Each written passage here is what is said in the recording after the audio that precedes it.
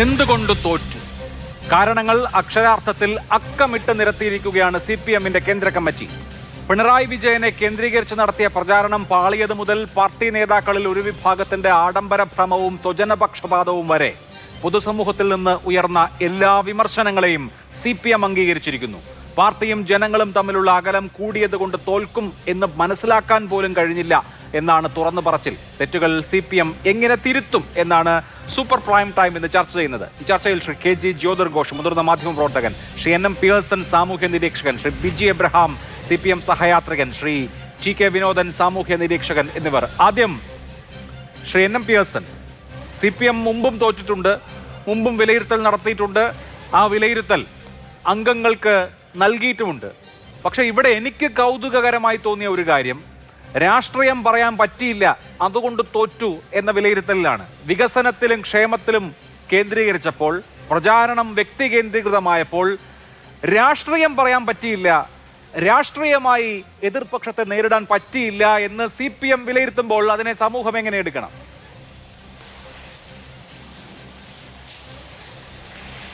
അല്ല, CPM ആ തരത്തിലുള്ള കാഴ്ചപ്പാടെത്തുമ്പോൾ CPM-നെ സംബന്ധിച്ചിടത്തോളം അതിൻ്റെ രാഷ്ട്രീയം പറയാൻ കഴിഞ്ഞില്ല എന്ന് പറഞ്ഞാൽ അതിൻ്റെ അർത്ഥം അതിൻ്റെ ഐഡൻറ്റിറ്റിയെ സമൂഹത്തിൻ്റെ മുന്നിൽ അവതരിപ്പിക്കുന്നതിൽ പരാജയപ്പെട്ടു എന്നുള്ളതാണ്. എന്നുവെച്ചാൽ ഒരു രാഷ്ട്രീയ പാർട്ടി എന്ന നിലക്കുള്ള അതിൻ്റെ ജൈവ സ്വഭാവം സമ്പൂർണ്ണമായി നഷ്ടപ്പെട്ടിരിക്കുന്നു എന്ന വലിയ ഒരു കണ്ടെത്തലാണ് പാർട്ടി നടത്തിയിരിക്കുന്നത്. പാർട്ടി കണ്ടെത്തിയെന്ന് പറഞ്ഞാൽ കേരള പാർട്ടി കണ്ടെത്തിയെന്ന് നമുക്ക് പറയാൻ പറ്റില്ല. കേരള പാർട്ടി കൊടുത്ത റിപ്പോർട്ട് തിരുത്തി കേന്ദ്ര കമ്മിറ്റി താഴെത്തട്ടിൽ നിന്ന്, ബ്രാഞ്ച് തലത്തിൽ നിന്ന് സഹാക്കൾ പറഞ്ഞിരിക്കുന്നു അഭിപ്രായങ്ങളെ ക്രോഡീകരിച്ചുകൊണ്ടാണ് ഇതെല്ലാം അക്കമിട്ട് നിരത്തിയിരിക്കുന്നത്. തീർച്ചയായിട്ടും അഭിലാഷ് പറഞ്ഞ പ്രധാനപ്പെട്ട പോയിൻ്റ് അത് തന്നെയാണ്. ഞങ്ങൾ രാഷ്ട്രീയം മറന്നുപോയി എന്ന് പറയുന്നു. അത് CPM-ന്റെ ചരിത്രത്തിൽ 64 ശേഷമുള്ളതായിട്ടുള്ള ഒരു കാലഘട്ടത്തിലും CPM-ന് അങ്ങനെ പറയേണ്ടി വന്നിട്ടില്ല. ഞങ്ങൾക്ക് പറയേണ്ട രാഷ്ട്രീയം ഞങ്ങൾ മറന്നുപോയി എന്നുള്ളത്. ഇവിടെ അതാണ് യഥാർത്ഥത്തിൽ സംഭവിച്ചത്. ഈ കാര്യങ്ങളൊക്കെ എനിക്ക് തോന്നുന്നത് ഇതിക്ക് മുന്നേ നമ്മളൊക്കെ പലപ്പോഴും ചർച്ച ചെയ്യുന്ന സമയത്ത് വളരെ വ്യക്തമായിട്ട് പറഞ്ഞിരുന്നൊരു കാര്യമാണ്. ഏറ്റവും പ്രധാനപ്പെട്ട കാര്യം, സർക്കാരിൻ്റെ ശബ്ദം നിങ്ങൾക്ക് കേൾക്കാം, പക്ഷേ പാർട്ടിയുടെ ശബ്ദം നിങ്ങൾ കേൾക്കുന്നില്ല. എവിടെ പാർട്ടി? ഞാൻ തന്നെ പല ഘട്ടങ്ങളിലും ചോദിച്ചിട്ടുള്ള ഒരു ചോദ്യമാണത്. എവിടെയാണ് പാർട്ടി? അങ്ങനെ പാർട്ടിയെ സമ്പൂർണ്ണമായിട്ട് തമസ്കരിച്ച് സർക്കാരിൻ്റെ PR വർക്ക് ചെയ്യുന്ന ഒരു സംവിധാനമായിട്ട് പാർട്ടിയെ മാറ്റി എന്നുള്ളതാണ് യഥാർത്ഥത്തിൽ ഇപ്പോൾ പാർട്ടിയുടെ ഉത്തരവാദിത്തത്തിലിരിക്കുന്ന സഹാക്കൾ മനസ്സിലാക്കേണ്ടതും ഏറ്റെടുക്കേണ്ടതുമായിട്ടുള്ള ഗുരുതരമായിട്ടുള്ള പ്രശ്നം എന്നാണ് ഞാൻ മനസ്സിലാക്കുന്നത്.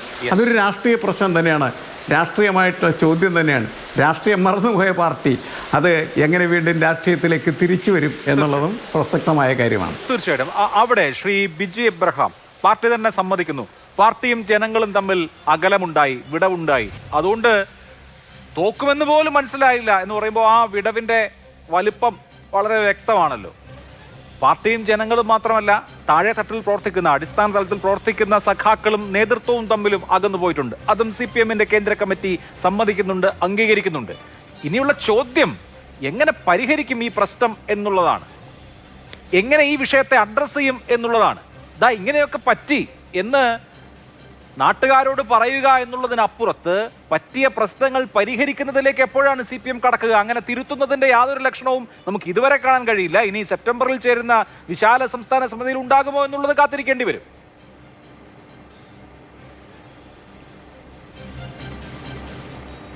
കേരളത്തെക്കുറിച്ചിട്ട് പൊതുവെ നമ്മൾ പറയുന്നത് ഇന്ത്യയിൽ തന്നെ ജീവിക്കാൻ കൊള്ളാവുന്ന ഏറ്റവും നല്ല ഒരു ഇടം എന്ന നിലയിലാണ്. ഈ പശ്ചിമഘട്ട മലനിരകൾ മുതൽ അറബിക്കടൽ വരെ നീണ്ടു നിൽക്കുന്ന, വെയിലും മഴയും ഒക്കെ കിട്ടുന്ന സമശീതോഷ്ണ മേഖല എന്ന നിലയിൽ ഇന്ത്യയിൽ തന്നെ ഏറ്റവും അധികം ജീവിക്കാൻ അനുരൂപമായ ഒരു ഇടമെന്ന നിലയിലൊക്കെ പൊതുവെ കേരളത്തെ വിശേഷിപ്പിക്കാറുണ്ട്. കേരളത്തിൻ്റെ സാമൂഹ്യ ജീവിതത്തിൽ ഒഴിച്ചുകൂടാനാവാത്ത ഒരു സംഗതിയാണ് ഇടതുപക്ഷ മനസ്സെന്ന് പറയുന്നത്. കേരളത്തിൽ ഇടതുപക്ഷത്തിന് സവിശേഷമായ ഒരു സ്പേസ് ഉണ്ട്. കേരളത്തിൽ ആദ്യമായി രൂപീകരിക്കപ്പെട്ട EMS-ന്റെ നേതൃത്വത്തിലുള്ള സർക്കാർ മുതൽ നാളിതുവരെ കേരളത്തിൽ ആ മനസ്സ് നഷ്ടപ്പെട്ടു പോയിട്ടൊന്നുമില്ല. അതുകൊണ്ടാണ് മുൻ പ്രതിപക്ഷമായിരുന്ന UDF-ന് അടക്കം പറയേണ്ടി വന്നത് ഞങ്ങളായിരുന്നു യഥാർത്ഥ LDF എന്ന് അവർ പറയേണ്ടി വരുന്നത്. കേരളത്തിലെ ജനങ്ങൾക്ക് അത്തരത്തിൽ ഒരു ഇടത് മനോഭാവം എല്ലാ കാലത്തുമുണ്ട് എന്നുള്ളത് കൊണ്ട് തന്നെയാണ്. ഇനിയും ഈ തെരഞ്ഞെടുപ്പ് കഴിഞ്ഞാൽ കേരളത്തിൽ ഇടതുപക്ഷത്തിനുണ്ടായത്, പ്രത്യേകിച്ച് CPM അതിനെ വിലയിരുത്തുന്നത് കനത്ത പരാജയം എന്ന നിലയിൽ തന്നെയാണ്. പരാജയത്തെ അംഗീകരിക്കാതൊന്നും ഇരുന്നിട്ടില്ല. കനത്ത പരാജയം കേരളത്തിൽ നേരിട്ടു എന്ന നിലയിൽ തന്നെയാണ് CPM അതിനെ വിലയിരുത്തുന്നത്.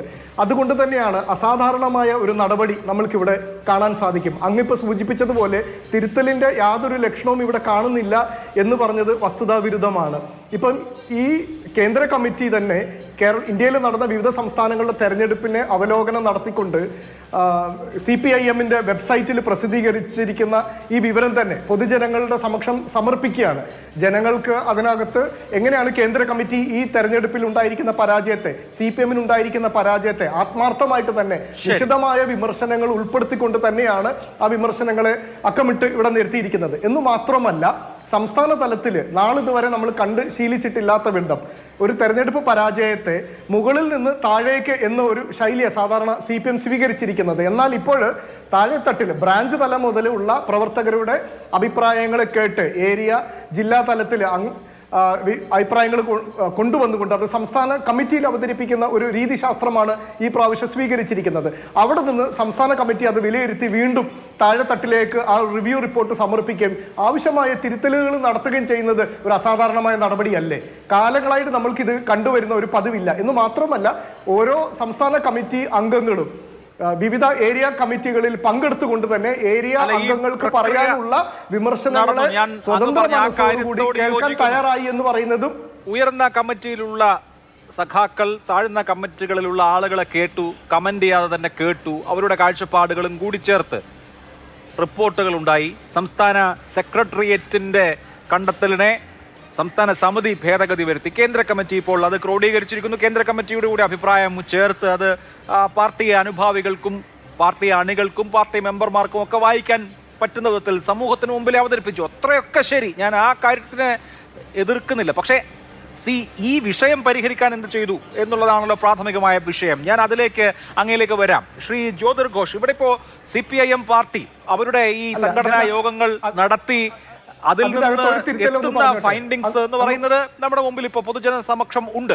അപ്പൊ അതിൽ തന്നെ പറയുന്നത് വ്യക്തി കേന്ദ്രീകൃതമായി പോയി പ്രചാരണം, പിണറായി വിജയനിൽ കേന്ദ്രീകരിച്ച് നടത്തിയ പ്രചാരണം എന്നുള്ളത് എതിരാളികൾക്ക് ആയുധം കൊടുക്കലായി എന്ന് CPM സമ്മതിക്കുന്നു. രണ്ട് പാർട്ടിയും ഗവൺമെന്റും തമ്മിലുള്ള ഏകോപനം മുൻകാലങ്ങളിൽ അതിന് സംവിധാനം ഉണ്ടായിരുന്നു, പക്ഷേ ഈ കുറി ഉണ്ടായില്ല. കഴിഞ്ഞ 10 വർഷവും പാർട്ടിക്ക് ഭരണത്തെ തിരുത്താൻ കഴിഞ്ഞില്ല എന്ന് തുറന്ന് സമ്മതിക്കുന്നു. പിന്നെ ഒരുപാട് കാര്യങ്ങൾ, നെപ്പോട്ടിസം അടക്കമുള്ള കാര്യങ്ങൾ, ഒരു വിഭാഗം സഖാക്കൾ ആഡംബര ഭ്രമത്തിൽ അമർന്നു പോയത് തൊട്ട് സ്ഥാനാർത്ഥി നിർണയത്തിൽ കണ്ണൂരിൽ സ്പെസിഫിക് ആയി സംഭവിച്ചത് അടക്കം എടുത്തു പറയുന്നു. അപ്പോൾ ഇത്രയെല്ലാം കാര്യങ്ങൾ പൊതുസമൂഹത്തിൽ നിന്ന് വന്ന എല്ലാ വിമർശനങ്ങളും തന്നെയും CPM അംഗീകരിക്കുന്നു, അവരുടെ വിലയിരുത്തലായി നമ്മളോട് തന്നെ പറയുകയും ചെയ്യുന്നു. അപ്പോൾ അതിലെ ഏറ്റവും പ്രധാനപ്പെട്ട പ്രതികൾ അല്ലെങ്കിൽ പ്രതിസ്ഥാനത്ത് നിർത്തേണ്ടവർ ഒന്ന് പിണറായി വിജയനും രണ്ട് പാർട്ടിയുടെ സംസ്ഥാന സെക്രട്ടറി MV ഗോവിന്ദൻ മാസ്റ്ററുമാണല്ലോ. അവരവരുടെ പൊസിഷനിൽ, പിണറായി വിജയൻ മുഖ്യമന്ത്രിയല്ല, പക്ഷേ പാർലമെന്ററി പാർട്ടി ലീഡറാണ്. MV ഗോവിന്ദൻ മാസ്റ്റർ പാർട്ടിയുടെ ജനറൽ സെക്രട്ടറിയായി, സംസ്ഥാന സെക്രട്ടറിയായി തുടരുകയുമാണ്. അപ്പൊ ഞങ്ങൾക്ക് ഇതൊക്കെ പറ്റിയെന്ന് ഏറ്റുപറച്ചിലിന് അപ്പുറത്ത് എന്തെങ്കിലും ഉണ്ട് എന്ന് ജനങ്ങൾ വിചാരിക്കണോ?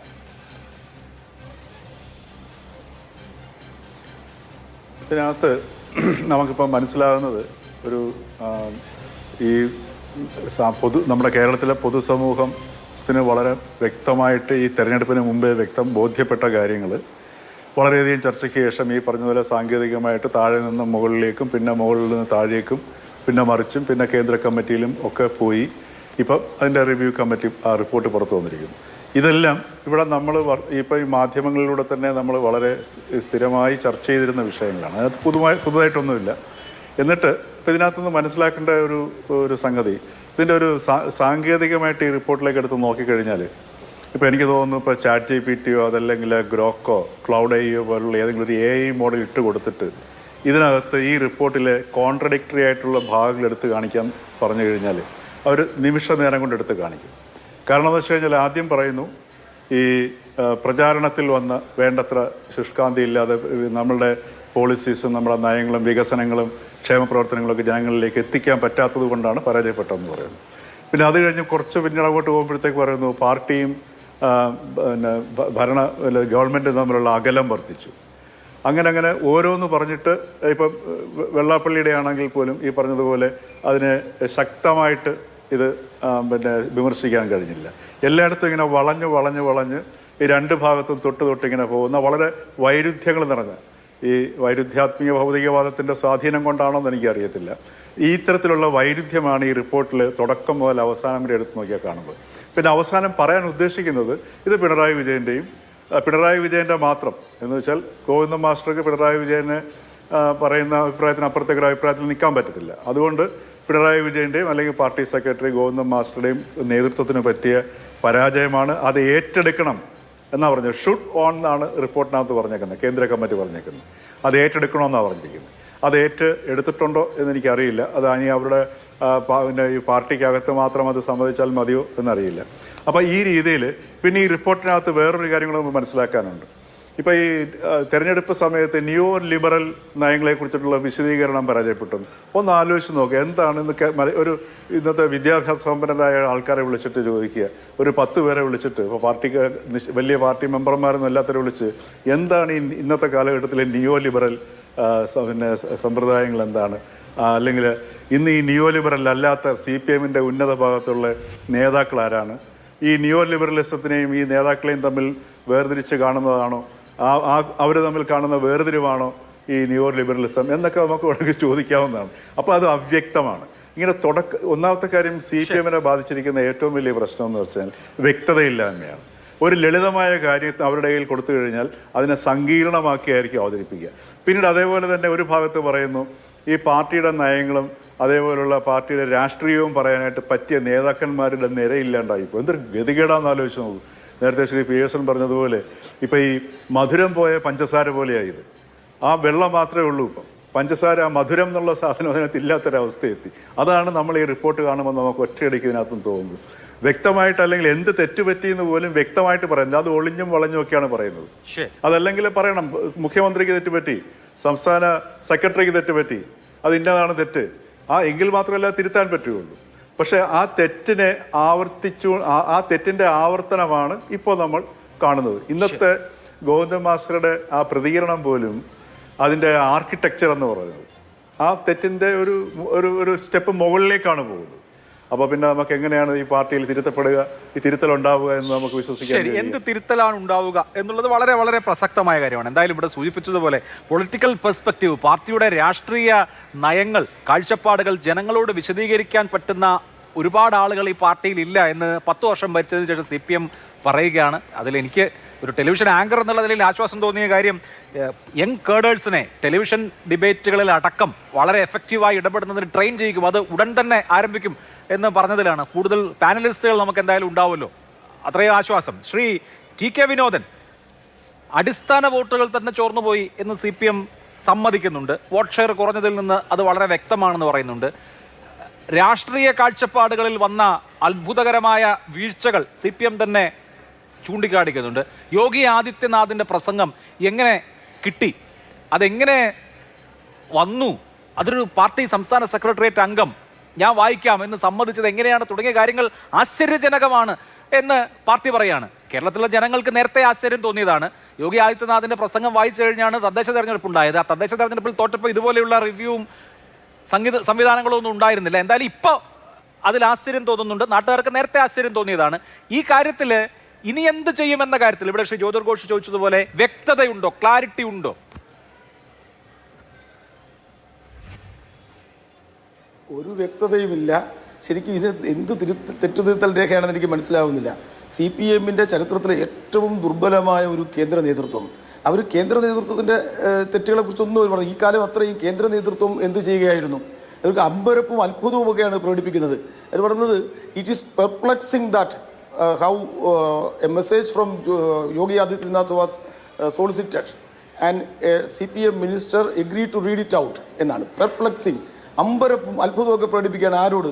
ഇത്രയും കാലമായി അവർക്ക് ചോദിച്ച് മനസ്സിലാക്കാമായിരുന്നു എന്തുകൊണ്ടാണ് സംഭവിച്ചത്, ആരാണ് അതിൻ്റെ ഉത്തരവാദി, ഈ യോഗി ആദിത്യനാഥിൻ്റെ സന്ദേശം വായിച്ച് എന്തിനാണ്? എന്തായാലും സംസ്ഥാന സെക്രട്ടേറിയറ്റ് മെമ്പറായിട്ടുള്ള ഒരു മന്ത്രി സംസ്ഥാന സെക്രട്ടേറിയറ്റിൻ്റെ തീരുമാനമില്ലാതെ അതവിടെ വായിക്കും എന്ന് കരുതാൻ കഴിയത്തില്ലല്ലോ. അപ്പോൾ സംസ്ഥാന സെക്രട്ടേറിയറ്റ് അങ്ങനെ തീരുമാനിച്ചു. അപ്പോൾ അടിസ്ഥാനപരമായ കാരണങ്ങളിലേക്ക് പോകുന്നതേയില്ല. എന്നിട്ട് ടെലിവിഷനിൽ ചർച്ചയ്ക്ക് വരുന്ന ആളുകളെ നന്നാക്കി എടുക്കണം, പിന്നെ കാര്യങ്ങൾ വിശദീകരിക്കുന്ന കുറച്ചുകൂടെ ദീർഘമായുള്ള പ്രസംഗങ്ങൾ പാടില്ല എന്നൊക്കെ പറഞ്ഞ് വളരെ തൊലിപ്പുറമേയുള്ള ഇത്. ഇവർ ഒരു കാലത്ത് നന്നാവാനേ പോകുന്നില്ല എന്ന് തെളിയിക്കുന്ന എനിക്ക് തോന്നുന്നു കേന്ദ്ര നേതൃത്വം ഭയന്ന് അങ്ങും ഇങ്ങുമൊക്കെ പറയുന്നത് താഴെയും മുതലുള്ള ചർച്ചയെടുത്ത് ക്രോഡീകരിച്ച് അവിടെ ഇവിടെയൊക്കെ പറയുന്നുണ്ടെങ്കിലും അടിസ്ഥാനപരമായ പ്രശ്നങ്ങളെ അഡ്രസ്സ് ചെയ്യുന്നതേയില്ല. പ്രചരണം BJP-യുമായി ഡീലുണ്ട് എന്ന പ്രചരണം ജനങ്ങൾ വിശ്വസിക്കാനിടയായി. BJP-യുമായി ഡീലുണ്ട് എന്ന പ്രചരണം ജനങ്ങൾ വിശ്വസിക്കാനിടയായത് എന്തുകൊണ്ടാണ്? യോഗി ആദിത്യനാഥിൻ്റെ സന്ദേശം വായിച്ചിട്ട് അതിന് വളരെ ഒരു വിശേഷവും പറഞ്ഞു, എന്തെന്ന് അതിമനോഹരമെന്നോ ഗംഭീരമായ സന്ദേശം എന്ന് പറഞ്ഞിട്ട് സംസ്ഥാന സെക്രട്ടേറിയറ്റ് മുമ്പ് വായിച്ചു കഴിഞ്ഞാൽ BJP-യുമായിട്ട് ഡീലുണ്ടെന്ന് ജനം സംശയിക്കത്തില്ലേ? അതുപോലെ PM ശ്രീ പദ്ധതിയിൽ PM ശ്രീ പോയി ഒപ്പിട്ടിട്ട് അന്ന് ശിവൻകുട്ടി മന്ത്രി പറഞ്ഞ ഓർമ്മയില്ലേ, ന്യൂ എഡ്യൂക്കേഷൻ പോളിസിക്ക് എന്താ തെറ്റ്? അപ്പോൾ അവർ പറഞ്ഞല്ല ഇങ്ങനെയല്ലായിരുന്നല്ലോ നേരത്തെ പറഞ്ഞത്, ഞാൻ നയം മാറ്റി എന്ന് അദ്ദേഹം ചിരിച്ചുകൊണ്ട് പറയുകയാണ്. അപ്പോൾ ന്യൂ എഡ്യൂക്കേഷൻ പോളിസി RSSൻ്റെ വിദ്യാഭ്യാസ നയത്തിൽ എന്താണ് തെറ്റ് എന്ന് CPM-ൻ്റെ ഒരു നേതാവ് സംസ്ഥാന കമ്മിറ്റി അംഗം മന്ത്രി ചോദിക്കുന്നു. എന്നിട്ട് RSS-ഉമായിട്ട് ഡീലുണ്ടെന്ന് ജനം സംശയിച്ചാൽ കുറ്റം പറയാൻ പറ്റുമോ? എന്നിട്ട് വെള്ളാപ്പള്ളി നടേശൻ്റെ കാര്യത്തിലാണ് ഏറ്റവും വലിയ തമാശ പറയുന്നത്. വെള്ളാപ്പള്ളി നടേശൻ്റെ അഭിപ്രായ പ്രകടനങ്ങളെ വിമർശിച്ചുകൊണ്ടുള്ള പ്രസ്താവനയ്ക്ക് കടുപ്പം പോരായിരുന്നു. അന്ന് മുഖ്യമന്ത്രി പോളിറ്റ് ബ്യൂറോ അംഗമായിട്ടുള്ള പിണറായി വിജയൻ പറഞ്ഞത് ഏതു ഘട്ടത്തിലും എല്ലാ ഘട്ടത്തിലും മതനിരപേക്ഷത ഉയർത്തിപ്പിടിച്ച ആളാണ് വെള്ളാപ്പള്ളി നടേശൻ. അദ്ദേഹം മുസ്ലിം ലീഗിനെയാണ് പറഞ്ഞത്, അത് മുസ്ലിങ്ങളെയാണെന്ന് പ്രചരിപ്പിക്കുകയാണ് എന്ന്. വെള്ളാപ്പള്ളി നടേശനെ പോലെ BJP-യുടെ അയാളുടെ മകനെ BJP-യുടെ NDA-യുടെ മുന്നണിയുടെ കൺവീനറാണ് അയാളുടെ മകൻ, അയാളുടെ ഭാര്യ BJP-ക്ക് വേണ്ടി പ്രചരണം നടത്തുന്നു. അങ്ങനെ വളരെ വളരെ സംശയാസ്പദമായ ബാക്ക്ഗ്രൗണ്ടുള്ള ഒരാളെ അയാൾക്ക് വേണ്ടി വാദിക്കുകയാണ്. അയാളെയും കൊണ്ട് എന്തിനാണ് ആഗോള അയ്യപ്പ സംഗമം നടത്തിയത്? ആഗോള അയ്യപ്പ സംഗമം അപ്പോൾ വ്യക്തമായും മൈനോറിറ്റി വോട്ട്സ് കിട്ടത്തില്ല എന്ന് ധരിച്ചിട്ട് മെജോറിറ്റി വോട്ട്സ് സംഘടിപ്പിക്കാൻ വേണ്ടി നടത്തിയ ശ്രമമാണ്. അപ്പോൾ അതിനകത്ത് ഇവർക്ക് വർഗീയത ഉണ്ടോ ഇല്ലോ എന്നല്ല, വോട്ടിന് വേണ്ടി എന്തും ചെയ്യുമോ എന്നുള്ള സ്ഥിതിയിലേക്ക് വന്നു. പിന്നെ അവർ മനസ്സിലാക്കുന്ന ന്യൂനപക്ഷ വോട്ടല്ല, ന്യൂനപക്ഷ വോട്ടുകൾ ഉണ്ടാവും, മതനിരപേക്ഷ വോട്ടുകൾ. കേരളത്തിലെ മതനിരപേക്ഷ ചിന്താഗതിക്കാരായ ആളുകളാണ് തിരിച്ച് വോട്ട് ചെയ്തത്. അത് മനസ്സിലാക്കുന്നില്ല. ന്യൂനപക്ഷം എന്ന് പറയുന്നത് രാജ്യത്ത് RSS-നെ പ്രീണിപ്പിച്ചിട്ട് RSS-ഉമായിട്ട് ഒത്തുചേർന്നിട്ട് നേരത്തെ മറ്റേ ശ്രീ എമ്മിന് എത്രയോ ഏക്കർ പതിച്ചു കൊടുത്തില്ലേ, 4 ഏക്കറോ 4.5 ഏക്കറോ പതിച്ചു കൊടുത്തില്ലേ? ശ്രീ എമ്മുമായിട്ട് പോയി രഹസ്യ ചർച്ച നടത്തിയില്ലേ? RSS-കാരുമായിട്ട് രഹസ്യ ചർച്ച നടത്തിയിട്ട് പിന്നെ രഹസ്യ ഡീലെന്ന് പറയുന്നു, പ്രചരിപ്പിക്കുന്നു. ആ പ്രചരണം ജനം വിശ്വസിച്ചു എന്നൊക്കെ പറഞ്ഞാൽ ഇത് ഇത്തരത്തിലുള്ള വാചക കസരത്തുകൾ നിർത്തിയിട്ട് സത്യമായി കാണാൻ അവർ തയ്യാറാവണം. ഇങ്ങനെ ഭയന്ന് വിറച്ച ഒരു കേന്ദ്ര നേതൃത്വം CPM-ന് മറ്റെല്ലാ തകരാറും ഉള്ളപ്പോഴും അതിൻ്റെ ഈ പറഞ്ഞ ജനാധിപത്യ വിരുദ്ധ സ്വഭാവമൊക്കെ ഉള്ളപ്പോൾ പോലും, ജനാധിപത്യ വിരുദ്ധതയാണ് അതിൻ്റെ അടിസ്ഥാന സ്വഭാവം, ജനാധിപത്യ വിരുദ്ധതയൊക്കെ ഉള്ളപ്പം പോലും നമുക്ക് ഓർമ്മയുണ്ടാവും MP രാഘവൻ്റെ പ്രശ്നം വന്നപ്പോൾ കൈകാര്യം ചെയ്തത് BT രണദിവെ, ബസവ പുന്നയ്യ, മറ്റേ ഹർകിഷൻ സിംഗ് സുർജിത്ത്, അവർക്കൊരു തീരുമാനമുണ്ട്, അത് നടപ്പാക്കാൻ അവർക്കറിയാം. അവർക്ക് ഇന്നയാണ് തകരാറുകൾ, നിങ്ങൾക്ക് പറ്റിയ തെറ്റിതാണ്, ഇവിടെ സംസ്ഥാന കമ്മിറ്റിക്ക് പറ്റിയ തെറ്റിതാണ്, രാഘവന് പറ്റിയ തെറ്റിതാണ് എന്ന് പറഞ്ഞു. അത് കഴിഞ്ഞിട്ട് ഗൗരി അമ്മയുടെ പ്രശ്നം വന്നപ്പോഴും തെറ്റോ ശരിയോ ഹർകിഷൻ സിംഗ് സുർജിത്ത് വന്നു. ഇപ്പോഴത്തെ കേന്ദ്ര നേതൃത്വം ഭയന്നും വിറച്ചു. എന്നിട്ട് പറയുന്നുണ്ട് പിണറായി സംസ്ഥാന മുഖ്യമന്ത്രി വളരെ എഫിഷ്യൻ്റായിട്ട് കാര്യങ്ങൾ ചെയ്തു, പക്ഷേ അദ്ദേഹത്തെ ഒറ്റതിരിച്ച് ആക്രമിച്ചു.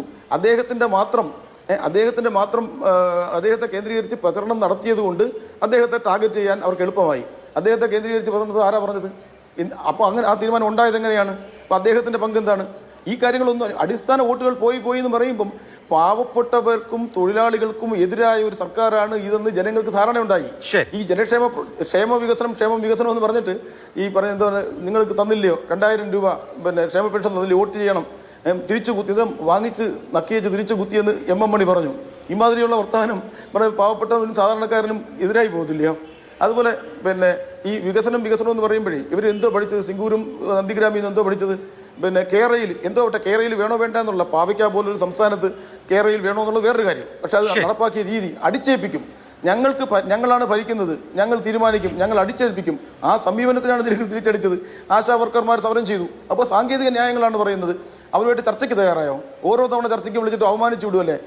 ആദ്യത്തെ ചർച്ചയ്ക്ക് വിളിച്ച് അതേ കാര്യം തന്നെ രണ്ടാമതും വിളിച്ചു പറയും, മൂന്നാമത് ചെല്ലുമ്പോഴും അതേ കാര്യം പറയും. അപമാനിക്കുകയായിരുന്നില്ല അന്നത്തെ മന്ത്രി വീണ ജോർജ്. അവർ വീണ ജോർജോ വേറൊരാളൊന്നുള്ളതല്ല, അത് ചെയ്തത് പാവപ്പെട്ട ആശാ വർക്കർമാർ സമരം ചെയ്തു. അവരോട് വിളിച്ചപ്പോൾ പറയായിരുന്നു ഇന്ന കാര്യങ്ങൾ അല്ലെങ്കിൽ ഇന്നത് ചെയ്യാം.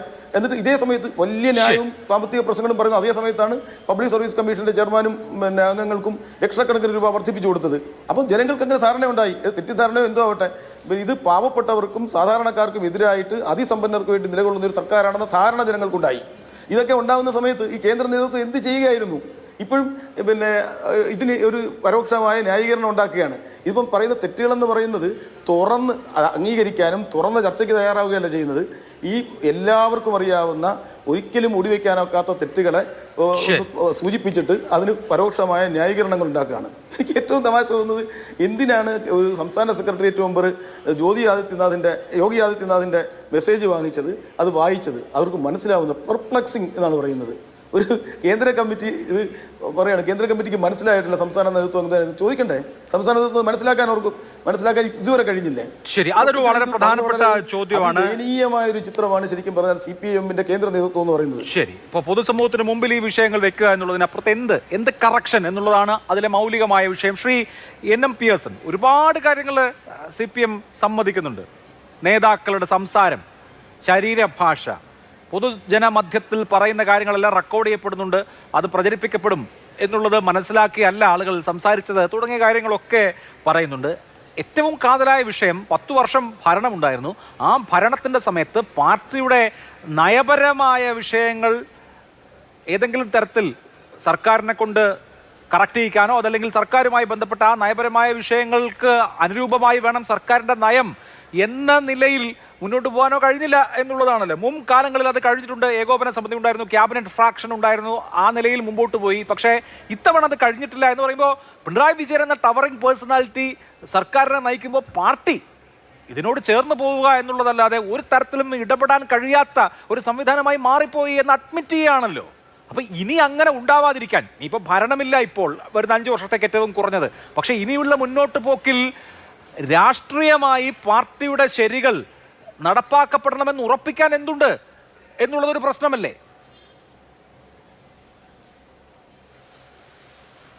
അല്ല, നമ്മൾ ഇതിൻ്റെ അകത്ത് ഓരോ കാര്യങ്ങളും പരിശോധിക്കുമ്പോൾ CPM-ൽ പ്രവർത്തിക്കുന്ന നേതാക്കൾ, അത് സംസ്ഥാന നേതാക്കളായാലും അതേപോലെ കേന്ദ്ര നേതാക്കളായാലും, അവരുടെ ആശയങ്ങൾ എങ്ങനെയാണ് വരുന്നത്, അവരെങ്ങനെയാണ് സംസാരിക്കുന്നത്, പാർട്ടിയാണ് യഥാർത്ഥത്തിൽ അവർക്ക് എങ്ങനെയാണ് സംസാരിക്കേണ്ടത് എന്നുള്ള ഒരു മാതൃക നിർമ്മിക്കുന്നത്. മുൻകാലങ്ങളിലൊക്കെ അങ്ങനെ തന്നെയാണ്. കൃത്യമായിട്ട് പാർട്ടിയുടെ കാഴ്ചപ്പാടുകൾ അവരിൽ രൂഢമൂലമാകുകയും അവരതിനനുസരിച്ച് പ്രവർത്തിക്കുകയും അവരുടെ സംഭാഷണങ്ങൾ അതിനനുസരിച്ച് വരികയുമൊക്കെ ചെയ്തിരുന്നു. പക്ഷേ ഇപ്പോൾ പാർട്ടി എന്താണ് ഉൽപ്പാദിപ്പിക്കുന്നത്, അതൊരു പ്രധാനപ്പെട്ട ചോദ്യമാണ്. പാർട്ടി ഉൽപ്പാദിപ്പിക്കുന്നത് മുതലാളിത്ത ആശയങ്ങൾ അല്ലെങ്കിൽ ഉപരിവർഗ ആശയങ്ങൾ, അത് വാരിപ്പുണരുന്നതായിട്ടുള്ള മനുഷ്യരെയാണ്. അവരുടെ സംഭാഷണങ്ങളാണ് നമ്മൾ എല്ലാ തരത്തിലും കേൾക്കുന്നത്. ആശാവർക്കർമാരുടെ സമരത്തിലായാലും അതേപോലെ തന്നെ ജ്യോതി ആദിത്യനാഥിൻ്റെ മെസ്സേജ് വായിക്കുന്ന കാര്യത്തിലായാലും ഇതൊക്കെ എങ്ങനെ കഴിയും ഇവർക്ക് എങ്ങനെയാണ് ഇത് കഴിയുന്നത്? അതൊരു വലിയ ചോദ്യമാണ്. ഇവരുടെ രാഷ്ട്രീയം ഇവരുടെ കൈകളിൽ നിന്ന് നഷ്ടപ്പെട്ടു പോകുന്ന സമയത്ത് മാത്രമാണ് അവർക്ക് അങ്ങനെ സംസാരിക്കാനായിട്ട് കഴിയുന്നത്. അതങ്ങനെ എളുപ്പത്തിൽ തിരുത്താൻ അതുകൊണ്ട് ബുദ്ധിമുട്ടാണ് എന്നാണ് ഞാൻ മനസ്സിലാക്കുന്നത്. കാരണം ഇവരുടെ കയ്യിൽ നിന്ന് രാഷ്ട്രീയം കൈമോശം വരികയും ഇവർ ഉപരിവർഗ ധനാഢ്യതയുടെ രാഷ്ട്രീയത്തെ വാരിപ്പുണർന്നവരായി മാറിക്കഴിയുകയും ചെയ്തിരിക്കുകയാണ് ചെയ്യുന്നത്. അതുകൊണ്ട് ഓരോ കാര്യങ്ങളിലും തീരുമാനമെടുക്കുമ്പോൾ അയ്യപ്പ സംഗമം, ആഗോള അയ്യപ്പ സംഗമം എന്ന് പറയുന്ന ആശയം എങ്ങനെയാണ് ഒരു മാർക്സിസ്റ്റുകാരൻ്റെ തലക്കകത്ത് കയറുന്നത് എന്ന് ചോദിക്കണ്ടേ? ഒരിക്കലും കയറാൻ പാടില്ലാത്തൊരു സാധനമാണ്. അത് കയറാൻ പറ്റുന്ന തരത്തിൽ തലക്കകത്ത് ജാലകമുണ്ടാക്കി വെച്ച് അതിനകത്തേക്ക് അതിനെ കയറ്റിയിരുത്തി വാഴിക്കുകയാണ് ഇവർ ചെയ്യുന്നത്. അതുകൊണ്ട് അവൻ്റെ രാഷ്ട്രീയം എന്താണ് എന്നുള്ളത് പ്രധാനപ്പെട്ട ചോദ്യമാണ്.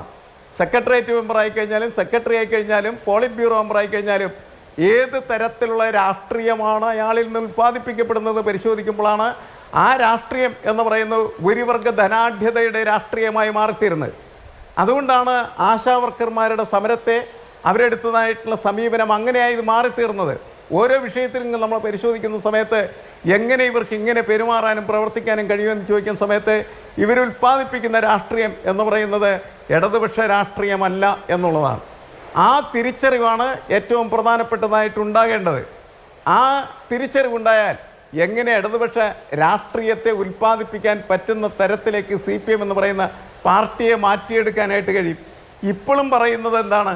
മാറ്റമല്ലാതെ മറ്റൊന്നുമില്ല എന്ന് പറഞ്ഞിട്ട് വെറുതെ ഉഴപ്പൻ സംഭാഷണങ്ങൾ നടത്തിക്കൊണ്ടിരിക്കുകയാണ്. ഒരു നാണവുമില്ല ഈ മനുഷ്യർക്ക്. അപ്പം ഇവരിങ്ങനെ നാണം കെട്ട മനുഷ്യരായിട്ട് മാറുന്നത് എന്തുകൊണ്ട് എന്നത് വലിയ രാഷ്ട്രീയ ചോദ്യമാണ്. അതാണ് ഏറ്റവും പ്രധാനപ്പെട്ട കാര്യം. രാഷ്ട്രീയമില്ലാത്ത ഒരാൾക്ക് മാത്രമാണ് ഇത്തരത്തിൽ സംസാരിക്കാൻ പോലും കഴിയുള്ളൂ. CPM-ന്റെ സെക്രട്ടറി ഇങ്ങനെ സംസാരിക്കുന്ന സമയത്ത് അദ്ദേഹത്തിൻ്റെ രാഷ്ട്രീയമില്ല എന്നാണ് നമ്മൾ മനസ്സിലാക്കുന്നത്. എന്താണ് ഇവരൊക്കെ ഉദ്ദേശിക്കുന്നത്? ഒരു കാര്യം കൂടി ഞാൻ പറഞ്ഞിട്ടുണ്ട്. അതായത് തെരഞ്ഞെടുപ്പിൽ ഇവർ ഈ മതേതര ജനാധിപത്യത്തെക്കുറിച്ച് സംസാരിക്കുമല്ലോ. ഓരോ സ്ഥലത്തും സ്ഥാനാർത്ഥിയെ നിർത്തുന്ന സമയത്ത് അവിടെയുള്ള വോട്ട് ബാങ്ക് നോക്കി, മതം നോക്കി, ജാതി നോക്കി സ്ഥാനാർത്ഥിയെ നിർത്തുമ്പോൾ അവരുടെ തലക്കകത്തുള്ള ചിന്ത ഇതാണ്: ഈ മതത്തിൽ, ഈ ജാതിയിൽ വിശ്വസിക്കുന്നവരുടെ വോട്ടും പിന്നെ CPM-ന്റെ ഫിക്സഡ് വോട്ടും കൂടി ചേർത്താൽ വിജയം ഉറപ്പ് എന്ന് പറയുന്നു. ഇത്രമാത്രം ലളിതമായ, ഇത്രമാത്രം റെഡ്യൂസ് ചെയ്യപ്പെട്ട, ന്യൂനീകരിക്കപ്പെട്ട തന്ത്രവും മനസ്സുമായിട്ട് രാഷ്ട്രീയത്തെ അഭിസംബോധന ചെയ്ത് ഒരു പാർട്ടിയാണ് ഈ പാർട്ടി. അതുകൊണ്ടാണ് അവർ വല്ലാത്ത തരത്തിൽ പരാജയപ്പെടുന്നത്. അതുപോലെ തന്നെ സാധാരണക്കാരായിട്ടുള്ള സഹാക്കൾ വീടുകൾ കയറി സന്ദർശിക്കണമെന്ന് പറഞ്ഞ സമയത്ത് കേട്ടില്ല. എന്താ കേൾക്കാത്ത? അവർ ചോദിച്ച ചോദ്യം ഇതാണ്: ആർക്ക് വേണ്ടിയാണ് ഞങ്ങൾ വീട് കയറേണ്ടത്? ഇവനെ മന്ത്രിയാക്കാനും മുഖ്യമന്ത്രിയാക്കാനോ? ആ ചോദ്യം എന്താണ് പാർട്ടി ചോദിക്കാത്തത്? പഴയ കാലത്ത് ആളുകൾ പാടുപെട്ട് ഓരോ വീടും കയറി പാടുപെട്ട് പണിയെടുത്ത് പാർട്ടിയെ വളർത്തിയത് പാർട്ടി എന്ന് പറയുന്നതായിട്ടുള്ള പ്രത്യയശാസ്ത്ര സംവിധാനത്തെ അധികാരത്തിൽ കൊണ്ടുവരുന്നതിനാണ്. അതിന് പകരം ഇപ്പോൾ വ്യക്തികൾ, പ്രമാണികൾ, നാട്ടുപ്രമാണികൾ അവരെ അധികാരത്തിൽ കൊണ്ടുവരാൻ വേണ്ടി ഞങ്ങൾ എന്തിന് വീട്ടിൽ കയറണം എന്നാണ് അവർ ചോദിച്ചത്. അതൊരു വളരെ പ്രധാനപ്പെട്ട കാര്യമാണ്. ശ്രീ ബിജി എബ്രഹാം, ഈ കാര്യം CPM ഈ ജൂലൈ മാസം അവസാനം പ്രസിദ്ധീകരിച്ച കാര്യം എല്ലാവർക്കും അറിയാവുന്നതല്ലേ. തെരഞ്ഞെടുപ്പിൻ്റെ റിസൾട്ട് വന്ന് പിറ്റേന്ന് ഞാൻ ചെയ്തൊരു വീഡിയോ ഉണ്ട്, എന്തുകൊണ്ട് നമ്മൾ തോറ്റു എന്നുള്ളതാണ് അതിൻ്റെ തലക്കെട്ട്. താങ്കളത് കേട്ട് നോക്കിയാൽ അറിയാം. എന്താ ഇപ്പോൾ ഈ CPM റിവ്യൂ ആയി എഴുതിയിരിക്കുന്ന അതേ കാര്യങ്ങളാണ് എക്സാക്ട്ലി. അതിപ്പോൾ ആരുടെയും ബ്രില്യൻസ് ഒന്നുമില്ല. കേരളത്തിലുള്ള മുഴുവൻ ജനങ്ങൾക്കും, പത്രം വായിക്കുന്ന, കഴിഞ്ഞ 5 വർഷം പത്രം വായിച്ചിട്ടുള്ള മുഴുവൻ ആളുകൾക്കും അറിയാവുന്ന കാര്യം തന്നെയാണ്. അതിപ്പോൾ 3 മാസം അടുത്താവുമ്പോൾ CPM സമ്മതിക്കുന്നു എന്നുള്ളതേ ഉള്ളൂ. അവിടെ രാഷ്ട്രീയമായി വന്ന പിശകുകൾക്ക് ഏത് തരത്തിലുള്ള പരിഹാരം സാധ്യമോ? ഇപ്പോൾ പാർട്ടി തന്നെ ചൂണ്ടിക്കാണിക്കുന്ന ഒരു കാര്യമുണ്ട്. താങ്കൾ ആ പത്തനംതിട്ട പരിസരത്തുള്ള ആളാണല്ലോ. പത്മകുമാറിനെ, മുൻ ദേവസ്വം ബോർഡ് പ്രസിഡന്റിനെ അറസ്റ്റ് ചെയ്തപ്പോൾ തന്നെ പാർട്ടി കേന്ദ്ര കമ്മിറ്റി നടപടിയെടുക്കാൻ പറഞ്ഞു. നടപടിയെടുത്തോ? ഇല്ല. നടപടി എടുക്കാത്തത് വലിയ അവമതിപ്പുണ്ടാക്കി, പരാജയവും ഉണ്ടായി. പോട്ടെ, ഇതെല്ലാം കഴിഞ്ഞു. ഇപ്പോഴത്തെ നടപടി എന്താണ്? പാർട്ടി അംഗത്വത്തിൽ നിന്ന് പുറത്താക്കും, പാർട്ടിയിൽ നിന്ന് തന്നെ ടെർമിനേറ്റ് ചെയ്യും എന്നായിരുന്നു അന്തരീക്ഷത്തിൽ ഉണ്ടായിരുന്ന കാര്യം. പക്ഷെ അദ്ദേഹത്തിന്റെ ഒരു സുഹൃത്തിനോട് ചില കാര്യങ്ങൾ എനിക്ക് പറയാനുണ്ടെന്ന് പറഞ്ഞപ്പോഴത്തേക്കും ആ നടപടി ഡൈല്യൂട്ട് ചെയ്യപ്പെട്ടത് നമ്മൾ കണ്ടതാണ്. ഇത്രയും തോൽവി ഉണ്ടായിട്ട് പോലും ഏതെങ്കിലും തരത്തിൽ നടപടി എടുക്കാൻ പറ്റാത്ത ഒരു പാർട്ടി ഇനി എങ്ങനെ നന്നാവാം, എങ്ങനെ തിരുത്താം എന്നാണ് ആലോചിക്കുന്നത്. എനിക്ക് മനസ്സിലാവുന്നില്ല.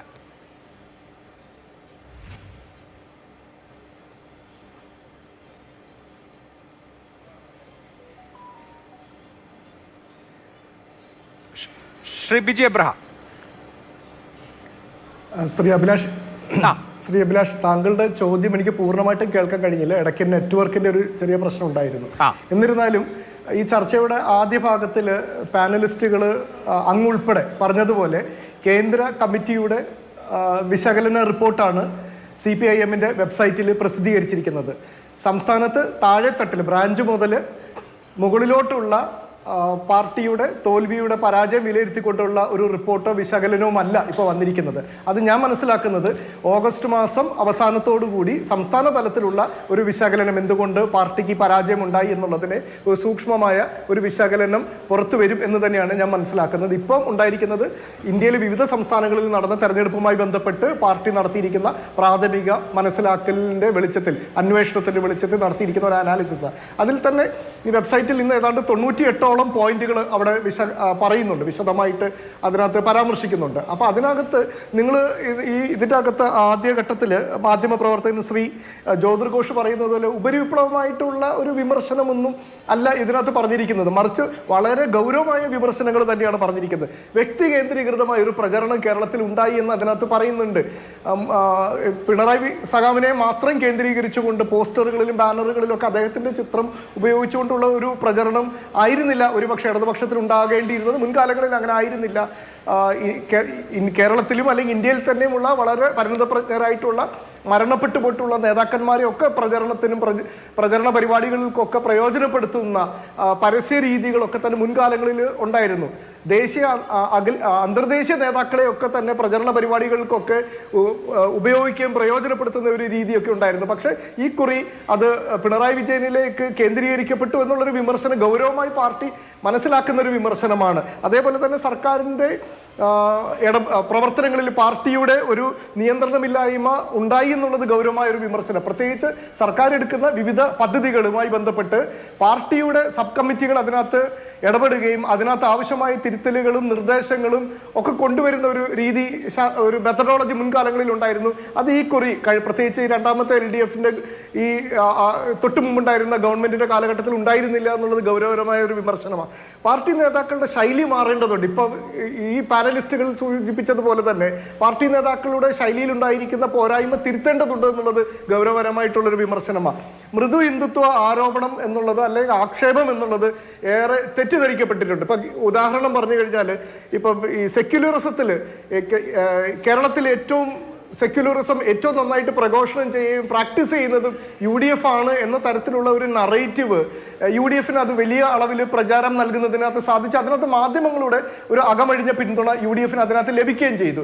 കേരളത്തിൽ ഇപ്പം തന്നെ അറിയാം, ഈ കഴിഞ്ഞ 2 മാസം കൊണ്ട് തന്നെ അറിയാം ഏത് വിധത്തിലാണ് ജാതി മത സമുദായങ്ങൾ കേരളത്തിൻ്റെ ഭരണത്തിനകത്ത് നേരിട്ടും അല്ലാതെയും പിൻവാതിലിൽ കൂടെയും ഒക്കെ ഇടപെടുന്നതെന്നുള്ള ഒട്ടനവധി ഉദാഹരണങ്ങൾ ഇതിനോടകം തന്നെ വന്നു. അതേപോലെ തന്നെ കേരളത്തിലെ കഴിഞ്ഞ തെരഞ്ഞെടുപ്പിൽ LDFന്റെ സ്ഥാനാർത്ഥി നിർണയവുമായി ബന്ധപ്പെട്ട് നിരവധി പാളിച്ചകൾ ഉണ്ടായിട്ടുണ്ട്. ഇപ്പം TK ഗോവിന്ദൻ എങ്ങനെയാണ് അടക്കമുള്ള വിഷയങ്ങളിലേക്ക് വരാൻ ശ്രീ ജ്യോതിർ ഘോഷ് ഇപ്പൊ പല വിഷയങ്ങൾ പരാജയത്തിനിടയാക്കിയ പല വിഷയങ്ങൾ ചർച്ച ചെയ്യുന്നു. കണ്ണൂർ ജില്ലയിൽ ഉണ്ടായിട്ടുള്ള പാളിച്ചകൾ എന്ന് പറയുന്നത് കണ്ണൂർ ജില്ലയാണ് കേരളത്തിലെ CPMനെ കാലങ്ങളായി നയിച്ചുകൊണ്ടിരിക്കുന്നത് എന്നുള്ളതുകൊണ്ട് തന്നെ അത് കൃത്യമായി നേതൃത്വത്തിന്റെ ശരീരത്തിൽ ചെന്ന് കൊള്ളുന്ന കാര്യങ്ങളാണ്. ഇപ്പോൾ കണ്ണൂർ ജില്ലയിലെ സ്ഥാനാർത്ഥിത്വത്തെക്കുറിച്ച് റിവ്യൂ റിപ്പോർട്ട് പറയുന്നത് ഇങ്ങനെയാണ്: The lapses in candidate selection in Payyanur and Taliparamba was accepted self-critically in the Kannur District Committee review report. When approving the names of candidates recommended by the District Committee, the State Secretariat and State Committee also committed lapses. സംസ്ഥാന കമ്മിറ്റിക്കും സംസ്ഥാന സെക്രട്ടേറിയറ്റിനും കണ്ണൂരിലെ സ്ഥാനാർത്ഥിത്വത്തിൽ പിഴവ് വന്നു എന്ന് പറയുമ്പോൾ MV Govindan മാസ്റ്റർക്ക് തളിപ്പറമ്പിലെ സ്ഥാനാർത്ഥിത്വത്തിന്റെ കാര്യത്തിൽ ഉത്തരവാദിത്വം ഉണ്ട്, പയ്യന്നൂരിലെ മധുസൂദനന്റെ സ്ഥാനാർത്ഥിത്വത്തിന്റെ കാര്യത്തിൽ ഉത്തരവാദിത്വമുണ്ട്. അപ്പോൾ പിണറായി വിജയനും MV ഗോവിന്ദനും അടങ്ങുന്ന സംസ്ഥാന നേതൃത്വത്തിന് തന്നെയാണ് കണ്ണൂരിൽ ഉണ്ടായിട്ടുള്ള ഈ കാര്യങ്ങളുടെ ഉത്തരവാദിത്വം, അല്ലാതെ ജില്ലാ കമ്മിറ്റിക്കോ ജില്ലാ നേതൃത്വത്തിനോ അല്ല എന്ന് കൂടി പറയുമ്പോൾ വിരലുകൾ കൃത്യമായും ചൂണ്ടപ്പെടുന്നത് സംസ്ഥാന നേതൃത്വത്തിനെതിരെയാണല്ലോ. തീർച്ചയായിട്ടും ഇപ്പം എനിക്ക് തോന്നുന്നു അഭിലാഷ് ആദ്യമായിട്ടാണ് ഒരു ചാനൽ ചർച്ചയിൽ ശ്രീ എബ്രഹാം ആണെന്ന് തോന്നുന്നു ആദ്യമായിട്ട് പറയുന്നത് ഈ പിണറായി വിജയനെ മാത്രം കേന്ദ്രീകരിച്ചുകൊണ്ട് ഒരു തെരഞ്ഞെടുപ്പ് നടത്തി എന്നുള്ളത് ഞങ്ങൾ സമ്മതിച്ചിരിക്കുകയാണല്ലോ എന്ന് പറയുന്നത്.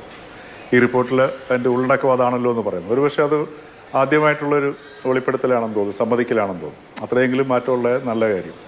ഇപ്പോൾ ഉദാഹരണത്തിന് ഇന്നിപ്പം ഈ MR അജിത് കുമാർ പിന്നെ സസ്പെൻഷൻ ഉണ്ടായതിനെ തുടർന്ന് അദ്ദേഹം CIT-യിൽ ഹർജി കൊടുത്തു. ആ CIT ആ ഹർജി തള്ളി. ഈ MR അജിത് കുമാർ എന്ന് പറയുന്നത് ശരിക്കും പറഞ്ഞു കഴിഞ്ഞാൽ കഴിഞ്ഞ ഗവൺമെൻറ്റിൻ്റെ കാലഘട്ടത്തിൻ്റെ എങ്ങനെയാണോ ആ ഗവൺമെൻറ്റിലുണ്ടായിരുന്ന കറപ്ഷൻ തുടങ്ങിയിട്ടുള്ള കറപ്ഷൻ മാത്രമല്ല രാഷ്ട്രീയമായിട്ടും അല്ലാതെയും എല്ലാ രീതിയിലുമുള്ള ഈ അനഭിലഷണീയമായ നടപടികൾ മുഴുവൻ നടന്നതിൻ്റെ ഒരു പ്രതീകമായിട്ടാണ് ഈ MR അജിത് കുമാർ നമ്മുടെ സമൂഹത്തിന് മുമ്പിൽ നിൽക്കുന്നത്. ആ ഒരു ഉദ്യോഗസ്ഥൻ യഥാർത്ഥത്തിൽ 50% മാത്രമേ കുറ്റവാളിയാവുന്നുള്ളൂ. കാരണം അദ്ദേഹത്തിന് കുറ്റവാസന ഉള്ളതുകൊണ്ട് സ്വാഭാവികമായിട്ടും അങ്ങനെയുള്ളൊരു പൊളിറ്റിക്കൽ ലീഡർഷിപ്പ് വന്നപ്പോൾ അത് നന്നായിട്ട് മുതലെടുത്തു. മറിച്ച് ഒരു ഇച്ഛാശക്തിയുള്ള ഒരു രാഷ്ട്രീയ ബോധ്യമുള്ള ഒരു നേതാവാണ് മുഖ്യമന്ത്രിയുടെ കസേരയിൽ ഇരുന്നതെങ്കിൽ ഒരിക്കലും ഒരു കറപ്റ്റായിട്ടുള്ളൊരു ഉദ്യോഗസ്ഥൻ പോലും ആ ഒരു വഴിയിലേക്ക് പോകാൻ തയ്യാറാവില്ല. അപ്പോൾ ഇതെല്ലാം സൂചിപ്പിക്കുന്നത് നമ്മുടെ ഈ ഒരു കഴിഞ്ഞ 10 വർഷം കൊണ്ട് മാറിയൊരവസ്ഥ മാത്രമല്ല, ഈ ക്രിമിനൽ വൽക്കരണം പാർട്ടിയുടെ ജില്ലാ നേതൃത്വങ്ങൾ എടുത്തു നോക്കുക.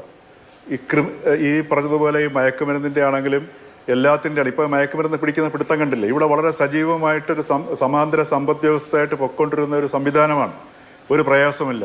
അതെങ്ങനെയാണെന്ന് വെച്ചാൽ ഈ പാർട്ടിയിലെ ജില്ലാ തലത്തിലുള്ള ക്രിമിനൽ വൽക്കരണം കൊണ്ടാണ്. അതുകൊണ്ടാണ് പറയുന്നത് ഇന്നിനി ഈ പാർട്ടിയുടെ തിരുത്തലിലേക്ക് പോകുമ്പോഴത്തേക്ക് എങ്ങനെയാണ് തിരുത്തൽ സാധ്യതയാവുന്നത്, എന്ത് രാഷ്ട്രീയത്തിലാണ്. കാരണം ഈ രാഷ്ട്രീയം എന്ന് പറയുന്ന ഒരു പെർസ്പെക്റ്റീവാണല്ലോ, ഒരു കണ്ണട നമ്മൾ നോക്കിക്കാണുന്ന കാഴ്ചയാണ്. ആ കാഴ്ചയുടെ ഭാഗമായിട്ടാണ് നമ്മൾ വ്യക്തിയും തമ്മിലുള്ള ബന്ധവും അതേപോലെ തന്നെ സ്വജനപക്ഷപാതം ഒരു തീരുമാനമെടുക്കുന്നതിലെ വ്യക്തതയും ഒരു സ്ഥാനാർത്ഥിയെ നിർണ്ണയിക്കുന്നതാണെങ്കിലും എന്ത് തീരുമാനമാണെങ്കിലും ആ കാഴ്ചയുടെ അടിസ്ഥാനത്തിലാണ്. ആ കാഴ്ചയ്ക്കാണല്ലോ നമ്മുടെ രാഷ്ട്രീയം എന്ന് പറയുന്നത്. ഈ രാഷ്ട്രീയം എങ്ങനെ ഈ പാർട്ടിക്ക് ഇനി ഇതിലേക്ക് കൊണ്ടുവരാൻ പറ്റും?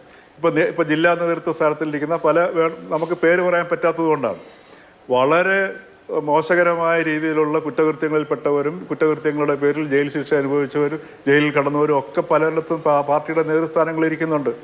അതേപോലെ തന്നെ ഇപ്പം നമ്മുടെ ഈ ഹിന്ദുത്വ വർഗീയത കാര്യം പറയുന്നു. പാലക്കാട്ട് ഉപതെരഞ്ഞെടുപ്പിന് മുസ്ലിങ്ങളുടെ രക്ഷകരായിട്ടാണ് അവതരിച്ചത്. ലോക്സഭാ തെരഞ്ഞെടുപ്പ് കഴിഞ്ഞതിന് തൊട്ടു പിന്നാലെ മുഖ്യമന്ത്രി പിണറായി വിജയൻ ദില്ലിയിലെത്തി ഹിന്ദുവിന് അഭിമുഖം കൊടുത്തു. മലപ്പുറത്ത് രാജ്യദ്രോഹ വിരുദ്ധ പ്രവർത്തനങ്ങൾ നടക്കുന്നു. അതിനുശേഷം വെള്ളാപ്പള്ളി നടേശൻ അതൊന്നും കൂടെ വ്യക്തമായിട്ട് മലപ്പുറത്ത് നിന്ന് പ്രസംഗിക്കുന്നു. അതിനുശേഷം വെള്ളാപ്പള്ളിക്ക് ആദരം. എനിക്ക് തോന്നുന്നു പിണറായി വിജയൻ്റെ നാവിൽ നിന്ന് വന്ന ആദ്യത്തെ പ്രയോഗമായിരിക്കണം ഈ സരസ്വതി വിലാപം. ഒന്ന് ആലോചിച്ച് നോക്കൂ.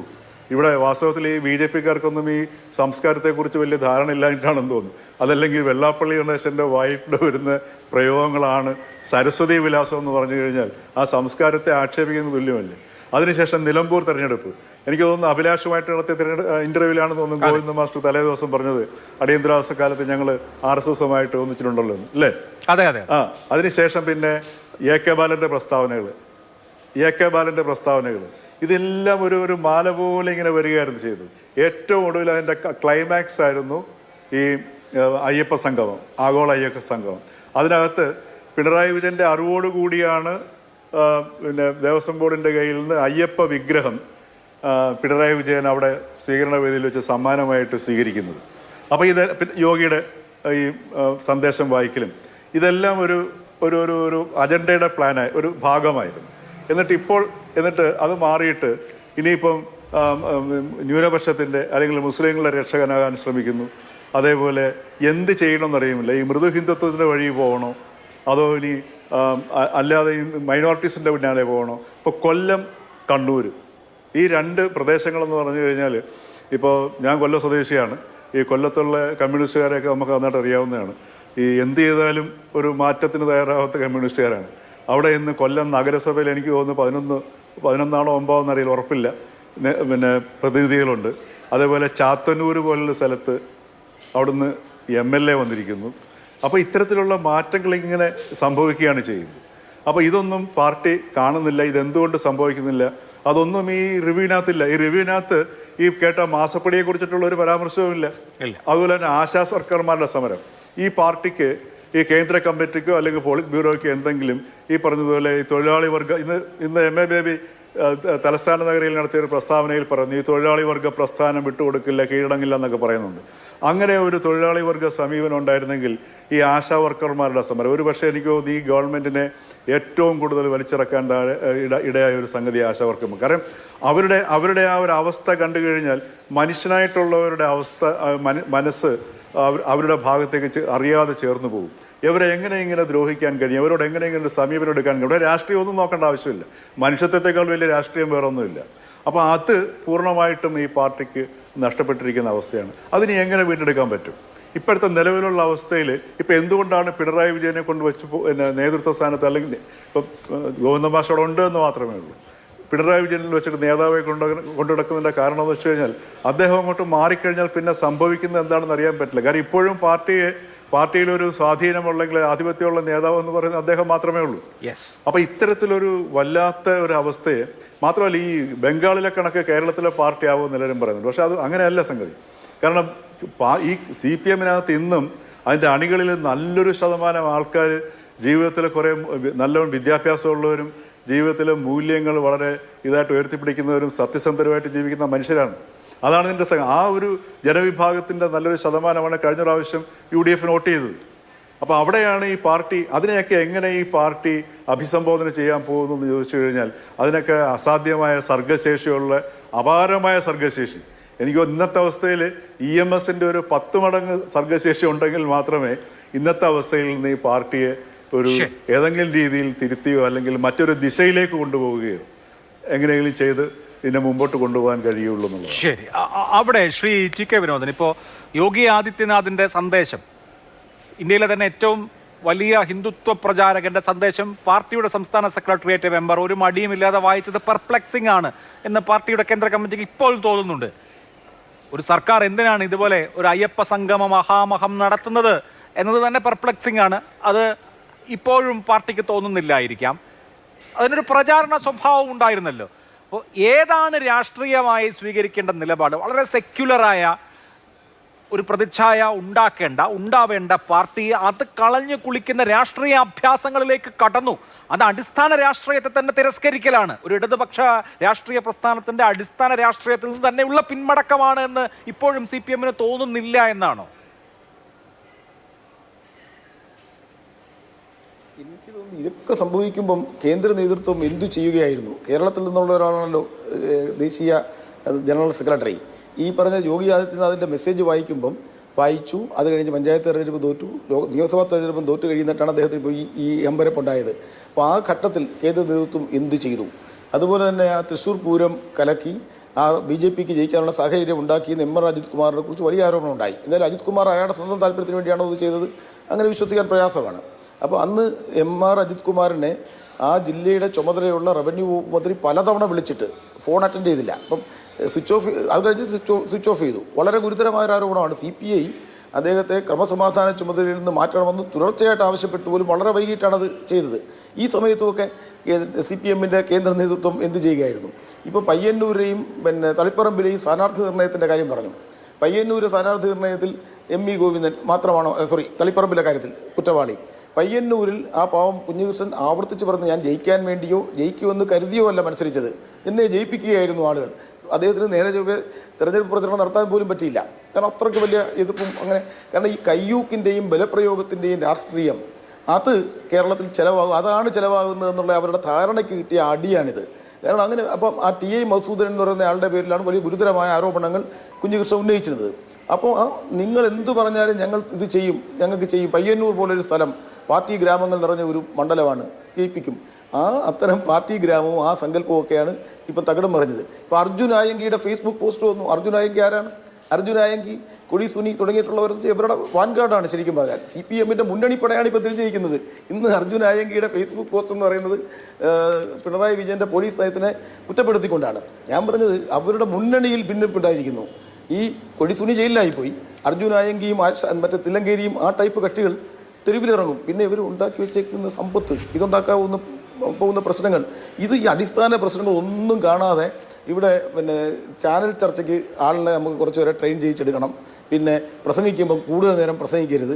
പിന്നെ അതുപോലെ തന്നെ പ്രസംഗിക്കുന്ന വിഷയങ്ങൾ ഒന്ന് ശ്രദ്ധിക്കണം. സ്ത്രീകളെ കൂടുതലായിട്ട് മത്സരിപ്പിക്കണമായിരുന്നു. അന്നേരവും ദലിതരുടെ കാര്യം പറയുന്നില്ല, സ്ത്രീകളെയും മുസ്ലിങ്ങളെയും കൂടുതൽ മത്സരിപ്പിക്കണമായിരുന്നു.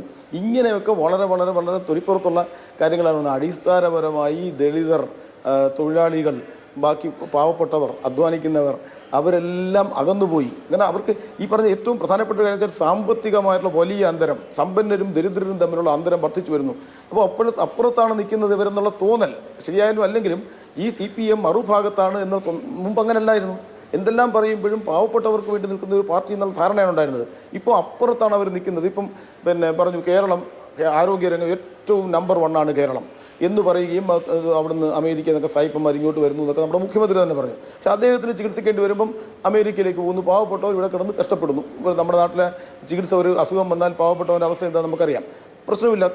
ഞാൻ പറയുന്നത് ആ ഒരു ട്രാൻസ്പെറൻസി വേണം. മുഖ്യമന്ത്രി പറയുന്നു എനിക്ക് ഇന്ന അസുഖമാണ്, എൻ്റെ അസുഖത്തിന് കേരളത്തിൽ ചികിത്സിക്കാൻ കഴിയത്തില്ല, കേരളത്തിലെ സർക്കാർ ആശുപത്രിയിലോ മറ്റാശുപത്രിയിലോ ചികിത്സിക്കാൻ കഴിയത്തില്ല, അതുകൊണ്ട് ഞാൻ അമേരിക്കയിലേക്ക് പോകുന്നു. കേരളത്തിലെ ജനങ്ങൾ സമ്മതിക്കും, ഒരു പ്രശ്നവുമില്ല. പക്ഷേ ഇത് രഹസ്യ സ്വഭാവത്തിൽ നിങ്ങൾ ആരാ ഇതൊക്കെ ചോദിക്കാൻ? ഞാൻ പോകും, സർക്കാരിൻ്റെ പൈസ ഉപയോഗിച്ച് ഞാൻ പോകും, എൻ്റെ ഭാര്യയും മക്കളെയും കൊച്ചുമക്കളെയും എല്ലാമായിട്ട് ഞാൻ പോകും, അമേരിക്കയിൽ പോയി ചികിത്സിക്കും. പാവപ്പെട്ടവൻ അസുഖം വന്നാൽ ഇവിടെ കിടന്ന് അറിയിച്ച് ചാവും. അപ്പോൾ ഈ ഒരു വ്യത്യാസം, ഈ പറഞ്ഞ അതിഭയങ്കരമായ ഈ അന്തരം സമൂഹത്തിൽ വർദ്ധിച്ച് വരുന്നു. ആശാ വർക്കർമാർ 7000 രൂപ ഒന്ന് കൂട്ടിത്തരണമെന്ന് പറയുമ്പോൾ അവരെ പുച്ഛിക്കുക. പബ്ലിക് സർവീസ് കമ്മീഷൻ അംഗങ്ങൾക്ക് 3 ലക്ഷത്തിൽ നിന്ന് 4 ലക്ഷമാക്കി ഒറ്റയടിക്ക് വർദ്ധിപ്പിക്കുക. അപ്പോൾ ഈ ഒരു വലിയ വ്യത്യാസം വന്നിരിക്കുന്നു. ഇനി അത് എങ്ങനെ തിരുത്തും? ഇപ്പം ഞാൻ ചോദിക്കട്ടെ, ഉത്തര പയ്യന്നൂരെയും തളിപ്പറമ്പിലെയും സ്ഥാനാർത്ഥി നിർണയം, അതുപോലെ തന്നെ മറ്റേ പത്മകുമാറിനെ എന്തിനാണ് നിലനിർത്തിയത്? പത്മകുമാർ ഈ സ്വർണ്ണക്കള്ളക്കടത്ത് കേസിൽ ജയിലിൽ പോയി. അയാളെ നടപടിയെടുക്കാൻ എത്ര കാലം എടുത്തു? എന്നിട്ട് പോലും എനിക്കൊന്ന് പുറത്താക്കി, എനിക്കറിയത്തില്ല അതിനെപ്പറ്റി. എന്തായാലും ശരി, ഇതിന് ഉത്തരവാദികൾ ആരാണ്? അപ്പോൾ സംസ്ഥാന സെക്രട്ടേറിയറ്റ് പിരിച്ചുവിടുമോ? സംസ്ഥാന കമ്മിറ്റി അവിടെ നിൽക്കട്ടെ. അങ്ങനെയാണെങ്കിൽ ഇത്രയും വലിയ ഗുരുതരമായ തെറ്റുകൾ രാജ്യത്ത് യോഗി ആദിത്യനാഥിൻ്റെ കയ്യിൽ നിന്ന് മെസ്സേജ് വായിച്ച് അത് ഗംഭീരമാണെന്ന് പറഞ്ഞ് വായിക്കുന്നു തുടങ്ങി ഇതെല്ലാം ചെയ്യുന്ന സംസ്ഥാന സെക്രട്ടേറിയറ്റിനെ പിരിച്ചുവിടണമല്ലോ. അതാണല്ലോ ശരിക്കും ഇത്രയും വലിയ തെറ്റാണെങ്കിൽ CPM കേന്ദ്ര നേതൃത്വം ചെയ്യേണ്ടത് സംസ്ഥാന സെക്രട്ടേറിയറ്റ് പിരിച്ചുവിടും. സെക്രട്ടറി ഉൾപ്പെടെ സംസ്ഥാന സെക്രട്ടേറിയറ്റിനെ പിരിച്ചുവിടും. അങ്ങനെ പിരിച്ചുവിട്ടിട്ട് അവർ തെറ്റുതിരുത്തൽ നടപടികളിലേക്ക് കടക്കുകയാണെങ്കിൽ അതിനകത്ത് അല്പമെങ്കിലും ഒരു ശരിയുണ്ടെന്ന് പറയാം. അങ്ങനെയൊക്കെയുള്ള സംഭവങ്ങൾ ഉണ്ടായിട്ടുണ്ടല്ലോ. അപ്പോൾ സംസ്ഥാന സെക്രട്ടേറിയറ്റിനെ പിരിച്ചുവിടുമോ എന്നുള്ള ചോദ്യമാണ്. അതിനുള്ള തൻ്റെ ഇടം ഇപ്പോഴത്തെ ദേശീയ കേന്ദ്ര നേതൃത്വത്തിനുണ്ടോ എന്നതാണ് CPM-നെ സംബന്ധിച്ചുള്ള അതിൻ്റെ ഭാവിയെ നിർണ്ണയിക്കാൻ പോകുന്നത്. ശരി, അതിൽ ശ്രീ NM പിയേഴ്സൺ, ഇപ്പോൾ 54 MLA-മാരെ മത്സരിപ്പിച്ചതിനെ കുറിച്ച് കേന്ദ്ര കമ്മിറ്റി പറയുന്നുണ്ട്. അതിൽ KK ശൈലജയെ മണ്ഡലം മാറ്റി മത്സരിപ്പിച്ചു. അത് അവരെ തോൽപ്പിക്കാൻ വേണ്ടിയിട്ടാണ് എന്നാണ് ജനങ്ങൾ വിചാരിച്ചത്.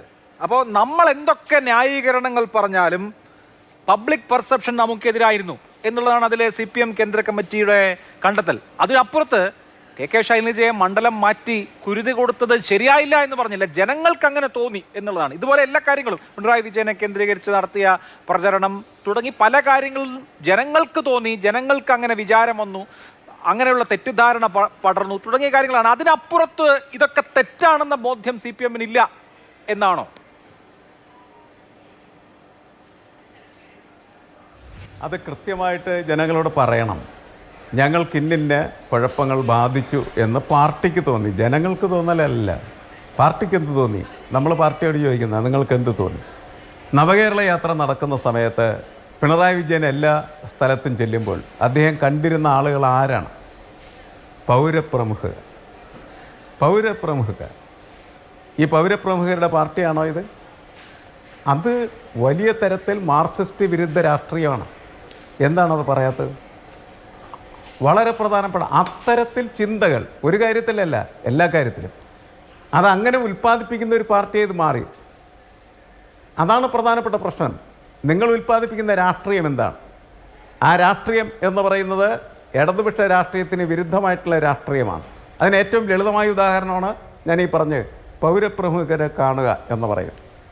അതുമാത്രമല്ല, അപ്പോൾ പോലീസ് നിഷ്ഠൂരമായി ആളുകളെ പ്രതിഷേധിച്ചവരെ മർദ്ദിച്ചപ്പോൾ അതിന് കൊടുത്ത വ്യാഖ്യാനം എന്താണ്?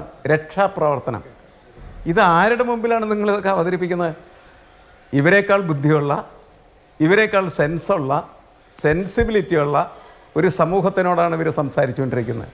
ആളുകളെ വിഡ്ഢികളാക്കുക എന്ന് പറയുന്ന വളരെ ലളിതമായിട്ടുള്ള ഒരു പ്രയോഗമാണ് ഇവരുടെ നിരന്തരമായിട്ടുള്ള പ്രവർത്തനങ്ങളിലുള്ളത്. അത് തിരുത്താതെ എങ്ങനെയാണ് ഇവർക്ക് നന്നാവാനായിട്ട് പറ്റും? ആരോട്ടി ഞാൻ നേരത്തെ പറഞ്ഞ വളരെ ബേസിക് ആയിട്ടുള്ള ക്വസ്റ്റ്യൻ ഉണ്ട്. എന്തിനാണ് ഒരാളെ ജയിപ്പിക്കുന്നതിന് വേണ്ടിയിട്ട് വീട് വീടാന്തരം കയറേണ്ടതെന്ന് താഴെ തട്ടിലുള്ള സഹാവിന് തോന്നുന്ന രാഷ്ട്രീയം. അവിടെയാണ് അടിസ്ഥാനപരമായ പ്രശ്നം. നേരത്തെ പാർട്ടിക്ക് വേണ്ടിയായിരുന്നു. വലിയ പുതിയ ആകാശവും പുതിയ ഭൂമിയും സ്വപ്നം കാണുന്ന മനുഷ്യനെ നിർമ്മിക്കുന്ന പാർട്ടി. ആ പാർട്ടിയെ ജയിപ്പിക്കുന്നതിന് വേണ്ടി ഞാൻ എൻ്റെ ജീവൻ പോലും ബലികൊടുക്കും എന്ന് പറഞ്ഞ് പ്രവർത്തിച്ച ആദർശാത്മകമായിട്ടുള്ള രാഷ്ട്രീയത്തിൻ്റെ വക്താക്കൾ തിരിഞ്ഞു നിന്ന് ചോദിക്കുകയാണ്, നിനക്ക് കാറിൽ കയറി സഞ്ചരിക്കാൻ വേണ്ടി, നിനക്ക് ഇഷ്ടമുള്ള തരത്തിലുള്ള അഴിമതി നടത്താൻ വേണ്ടി, നിൻ്റെ സ്വന്തക്കാരെ മുഴുവനും ഏറ്റവും വിശിഷ്ടമായ സ്ഥലങ്ങളിൽ കയറ്റിയിരുത്താൻ വേണ്ടി നടത്തുന്ന പ്രവർത്തനങ്ങൾക്ക്, അത്തരത്തിലുള്ള അധികാര ആർത്തി സമ്പൂർണത്തിന് ഞാനെന്തിനാണ് എൻ്റെ ദിവസം കളയുന്നത്, ഞാനെന്തിനാണ് എൻ്റെ സമയം കളയുന്നത് പറയുന്ന ഒരു കോമൺ സെൻസ് അത് സാധാരണക്കാരായിട്ടുള്ള പ്രവർത്തകരിൽ വളരെ ശക്തമായിട്ട് പ്രവർത്തിച്ചു എന്നുള്ളതാണ്. അതുമാത്രമല്ല, ഇടതുപക്ഷം എന്ന് പറഞ്ഞ് നടക്കുന്ന ആളുകൾ മുന്നോട്ട് വെക്കുന്ന രാഷ്ട്രീയം എന്ന് പറയുന്നത് ഇടതുപക്ഷ വിരുദ്ധം മാത്രമല്ല, വളരെ തീവ്രമായിട്ടുള്ള വലതുപക്ഷ രാഷ്ട്രീയമാണ്. ആരാണ് ഇതൊക്കെ ചെയ്യാനായിട്ട് പിണറായി വിജയന് അധികാരം കൊടുത്ത്? പിണറായി വിജയനെ മാത്രമായിട്ട് ഞാനൊരിക്കലും കുറ്റം പറയില്ല. കാരണം പിണറായി വിജയൻ അടങ്ങുന്നതായിട്ടുള്ളൊരു സംസ്ഥാന കമ്മിറ്റിയും സംസ്ഥാന സെക്രട്ടേറിയറ്റും ഉണ്ട്. പിണറായി വിജയൻ ഇതൊക്കെ ചെയ്യുമ്പോൾ ഈ സംസ്ഥാന സെക്രട്ടേറിയറ്റ് എന്ത് ചെയ്യുകയായിരുന്നു? ഈ സംസ്ഥാന കമ്മിറ്റി എന്ത് ചെയ്യുകയാണ് ചെയ്യുന്നത്? സത്യത്തിൽ ഇതിനെ ഒരു മാറ്റം വരുത്തണമെങ്കിൽ സംസ്ഥാന കമ്മിറ്റിയും സംസ്ഥാന സെക്രട്ടേറിയറ്റും പിരിച്ചുവിട്ട് പുതിയ സംസ്ഥാന കമ്മിറ്റിയും പുതിയ സെക്രട്ടേറിയറ്റും പുതിയ സെക്രട്ടറിയും തിരഞ്ഞെടുക്കേണ്ടത് ആവശ്യമാണ്. കാരണം ഇതെല്ലാം നിരന്തരമായിട്ട് നിരവധി വർഷങ്ങൾ നടത്തുകയും അതിന് കാവൽ നിൽക്കുകയും ചെയ്യുന്ന വലിയ സംഘമായി ഇവർ മാറിക്കഴിഞ്ഞിരിക്കുകയാണ് ചെയ്യുന്നത്. അങ്ങനെ കാവൽ നിൽക്കുന്ന, അതായത് അഴിമതി രാഷ്ട്രീയത്തിന്, അക്രമ രാഷ്ട്രീയത്തിന്, അനീതി രാഷ്ട്രീയത്തിന് കാവൽ നിൽക്കുന്ന ഒരു സംഘമായിട്ട് കേരളത്തിലെ CPM-ന്റെ സംസ്ഥാന സെക്രട്ടേറിയറ്റും സംസ്ഥാന കമ്മിറ്റിയും മാറിയിട്ടുണ്ടെങ്കിൽ അവരതിന് സമാധാനം പറയണം. അവർ അക്കൗണ്ടബിളാണ്. പിണറായി വിജയൻ മാത്രമല്ല അതിന് അക്കൗണ്ടബിൾ ആയിട്ടുള്ളത്. അവിടെ ശ്രീ ബിജി എബ്രഹാം, അപ്പോൾ ഇന്നിപ്പോൾ MV ഗോവിന്ദൻ മാസ്റ്റർ CPM-ന്റെ സംസ്ഥാന സെക്രട്ടറിയുടെ വാർത്താ സമ്മേളനം ഉണ്ടായിരുന്നു. കഴിഞ്ഞ ദിവസം പിണറായി വിജയന്റെ വാർത്താ സമ്മേളനം ഉണ്ടായിരുന്നു. ചോദ്യങ്ങൾ നേരിടുന്ന രീതി, പ്രയോഗങ്ങൾ ഇതൊക്കെ നോക്കൂ. 3 മാസം മുമ്പുള്ളതിൽ നിന്ന് എന്തെങ്കിലും വ്യത്യാസമുണ്ടോ? പിണറായി വിജയൻ ചോദിക്കുന്നു, കമല ഇന്റർനാഷണൽ വിട്ടോ? അവസാനം വീണ്ടും എൻ്റെ നേർക്ക് വരികയാണോ? നമ്മൾ എങ്ങനെയാണോ മുഖ്യമന്ത്രി ആയിരിക്കുമ്പോൾ അദ്ദേഹം ചോദ്യങ്ങൾ നേരിട്ടത്, അതേ രീതിശാസ്ത്രം നമ്മളിപ്പോഴും കാണുകയാണ്. മാറ്റങ്ങളൊന്നുമില്ല. ആളുകൾക്കും മാറ്റമില്ല, രീതികൾക്കും മാറ്റമില്ല, ചോദ്യങ്ങൾക്കും മാറ്റമില്ല. അപ്പോൾ എവിടെയാണ് CPM കറക്റ്റ് ചെയ്യാൻ പോകുന്നത് എന്നുള്ളതാണ് നമ്മളിനി അറിയേണ്ടത്.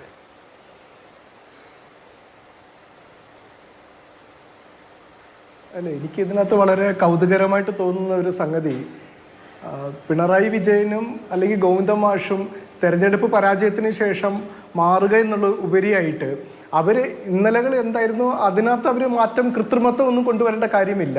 മറിച്ച് പാർട്ടിക്ക് പറ്റിയിരിക്കുന്ന തെറ്റുകൾ, പോരായ്മകൾ എന്താണെന്നുള്ളത് മനസ്സിലാക്കിക്കൊണ്ട് കൃത്യമായി തിരുത്തലുകൾ വരുത്തുക എന്ന് പറയുന്നത് ശരിയായിട്ടുള്ളൊരു സമീപനം. മറിച്ച് ഇന്നലെ വരെ ഗൗരവക്കാരനായ പിണറായി, ഇന്നു മുതൽ ചിരിച്ചുകൊണ്ടിരിക്കുന്ന പിണറായി എന്ന് പറയുന്ന ഒരു ശൈലി, അത് മലയാളികൾക്ക് പെട്ടെന്ന് മനസ്സിലാവും. അതൊരു കൃത്രിമത്വമുള്ള ഒരു ശൈലിയാണെന്ന് മനസ്സിലാവും. അങ്ങനെയുള്ള അത്തരം മാറ്റങ്ങളെയാണ് തൊലിപ്പുറത്തുള്ള ചികിത്സ എന്നൊക്കെ പറയുന്നത്. അതല്ല, മറിച്ച് മാധ്യമങ്ങൾ കേരളത്തിലെ ഒരു പൊതുമണ്ഡലത്തിൽ വലിയ അളവിൽ നറേറ്റീവുകൾ സൃഷ്ടിക്കുന്നുണ്ട്. ഇപ്പം ഇന്ന് തന്നെ നോക്കി, ഈ ദിവസങ്ങളിലെല്ലാം തന്നെ ആശുപത്രികളിൽ ഉണ്ടായിരിക്കുന്ന വിവിധ തരത്തിലുള്ള പ്രശ്നങ്ങൾ, സർജറി നടത്തുമ്പോൾ വൈദ്യുതി ഇല്ലാതിരിക്കുന്ന സാഹചര്യങ്ങൾ, വിവിധ പലതരത്തിലുള്ള രോഗികൾ മരുന്നില്ലാതെ ബുദ്ധിമുട്ടുന്നു.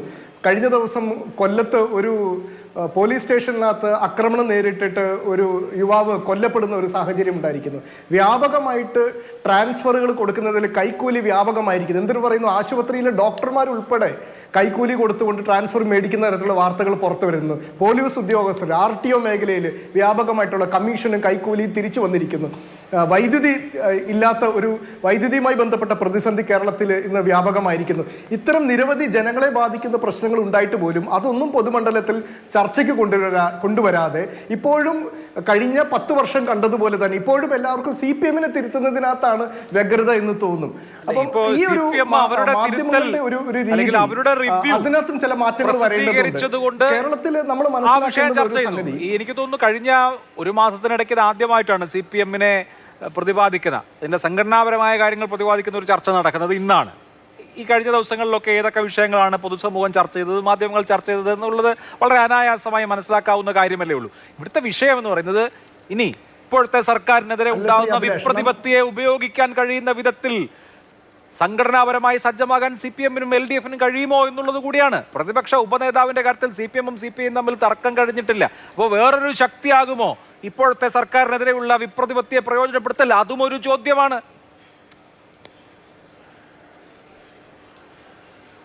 അല്ല, കേരളത്തിലെ പൊതുസമൂഹത്തിൽ വലിയ മാറ്റം ഉണ്ടായിട്ടുണ്ട്. കേരളത്തിലെ ഡെമോഗ്രഫിയിൽ, ആളുകളുടെ സാമൂഹ്യ സാഹചര്യങ്ങളിലൊക്കെ വലിയ മാറ്റങ്ങൾ ഈ കഴിഞ്ഞ പ്രത്യേകിച്ച് ഒരു ആഗോളവൽക്കരണ കാലഘട്ടത്തിന് ശേഷം മാറിയിട്ടുണ്ട്. ഇപ്പം ഡെമോഗ്രാഫിക് സയൻറ്റിസ്റ്റുകളൊക്കെ വിശേഷിപ്പിക്കുന്നത് കേരളം ഒരു വലിയ അളവിലൊരു മധ്യവർഗ സമൂഹമായിട്ട് പരിവർത്തനം സംഭവിച്ചിട്ടുണ്ട്. ആളുകളുടെ അഭിലാഷങ്ങൾക്ക്, ആളുകളുടെ സ്വപ്നങ്ങൾക്കൊക്കെ വലിയ മാറ്റങ്ങൾ സംഭവിച്ചിരിക്കുന്നു. പത്രങ്ങൾ വായിക്കുന്ന തലമുറ അപ്രത്യക്ഷമായിട്ടുണ്ട്. ഏതാണ്ട് ഒരു 40 വയസ്സിന് താഴോട്ടുള്ളവരൊന്നും പത്രം തന്നെ ഗൗരവമായി വായിക്കുന്നില്ല. ടെലിവിഷൻ ചർച്ചകൾ, ഇന്ന് നമ്മൾ ഈ നടത്തുന്ന ടെലിവിഷൻ ചർച്ചകൾ പോലും ഗൗരവമായിട്ട് കാണുന്ന ഒരു വലിയ തലമുറ അപ്രത്യക്ഷമായിരിക്കുന്നു. ഇപ്പം ഡൽഹിയിലൊക്കെ നടന്നിരിക്കുന്ന CJP-യുടെ നേതൃത്വത്തിലുള്ള സമരം എല്ലാം ഇന്റർനെറ്റിൽ വഴി ഏത് വിധത്തിലാണ് നാളിതുവരെ കേട്ടിട്ടില്ലാത്ത ഒരു ആളുകളെ മൊബിലൈസ് ചെയ്യുന്നതിന് വേണ്ടിയിട്ട് CJP പോലുള്ള മൂവ്മെന്റുകൾക്ക്, ജൻസികൾക്ക് സാധിക്കുന്നുവെങ്കിൽ അത് നമ്മൾ തിരിച്ചറിയേണ്ടതുണ്ട്. രാഷ്ട്രീയത്തിന് നാളിതുവരെ സ്വീകരിച്ചിരിക്കുന്ന രീതിശാസ്ത്രവും സമരപരിപാടികളും പ്രചരണ പരിപാടികളൊക്കെ തന്നെ കാലോചിതമായ വലിയ അളവിലുള്ള മാറ്റങ്ങൾ കൊണ്ടുവരണം എന്നുള്ള ഉദാഹരണമാണ് ഡൽഹിയൊക്കെ നമ്മളുടെ മുമ്പിൽ വരച്ചു കാട്ടുന്നത്. അപ്പം പരമ്പരാഗതമായ രീതികളായിരിക്കത്തില്ല, മറ്റൊരു രീതിശാസ്ത്രം സ്വീകരിക്കേണ്ടതുണ്ട് എന്ന് മാത്രമല്ല, ഞാൻ ഇതിനകത്ത് ഇന്നിപ്പോൾ ഈ ചർച്ച എടുത്തതിനകത്തുള്ള ഒരു പോസിറ്റീവ് എന്ന് പറയുന്നത്, CPM പോലുള്ള ഒരു പാർട്ടി മാത്രമേ കേരളത്തിലാണെങ്കിൽ ഇന്ത്യയിലാണെങ്കിൽ മാത്രം എന്തുകൊണ്ട് പരാജയപ്പെട്ടു എന്നുള്ളതിന് ഗൗരവമായി പരിശോധിക്കുന്ന ഒരു പ്രസ്ഥാനമുള്ളൂ. അപ്പം ഈ 98ഓളം പരാമർശങ്ങൾ ഈ കേന്ദ്ര കമ്മിറ്റി പുറത്തിറക്കിയിരിക്കുന്ന ഈ റിവ്യൂ റിപ്പോർട്ടിനകത്ത് കേരളത്തിൽ മാത്രമല്ല ഇന്ത്യയിലുടനീളം ഇടതുപക്ഷത്തിന് കഴിഞ്ഞ തെരഞ്ഞെടുപ്പിൽ ഉണ്ടായ പരാജയത്തെ സത്യസന്ധമായി വിലയിരുത്തുന്നതിനും ഒരുപക്ഷെ ആ വിലയിരുത്തലുകൾ നമ്മൾ ആഗ്രഹിക്കുന്ന തലത്തിലേക്ക് ഉയർന്നില്ല, അല്ലെങ്കിൽ വിമർശനങ്ങൾ ഈ വിധത്തിൽ വേണമായിരുന്നു എന്നൊക്കെ നമുക്ക് അഭിപ്രായപ്പെടാം. സ്വാഭാവികമായിട്ട് ഓരോ മനുഷ്യർക്കും അത്തരം അഭിപ്രായങ്ങൾ ഉണ്ടാകുന്നതിനകത്ത് തെറ്റൊന്നുമില്ല. മറിച്ച് ഇത്തരത്തിലുള്ള ഒരു റിവ്യൂ സംവിധാനം ഇന്ത്യയിലെ ഇടതുപക്ഷ പാർട്ടിക്ക് മാത്രമേ ഉള്ളൂ എന്നുള്ളത്, പ്രത്യേകിച്ച് കമ്മ്യൂണിസ്റ്റ് പാർട്ടി ഓഫ് ഇന്ത്യ മാർക്സിസ്റ്റിനെ ഉള്ളൂ എന്നുള്ളത് അഭിമാനകരമായ ഒരു കാര്യമാണ്. കേരളത്തിലും ഏതാണ്ട് ഈ മാസം വരുന്ന മാസം അവസാനത്തോടുകൂടി തന്നെ കേരളത്തിലും ഒരു വിശദമായ താഴെത്തട്ടിലുള്ള ഒരു വിവരം പുറത്തു വരികയും ഉണ്ടാകും.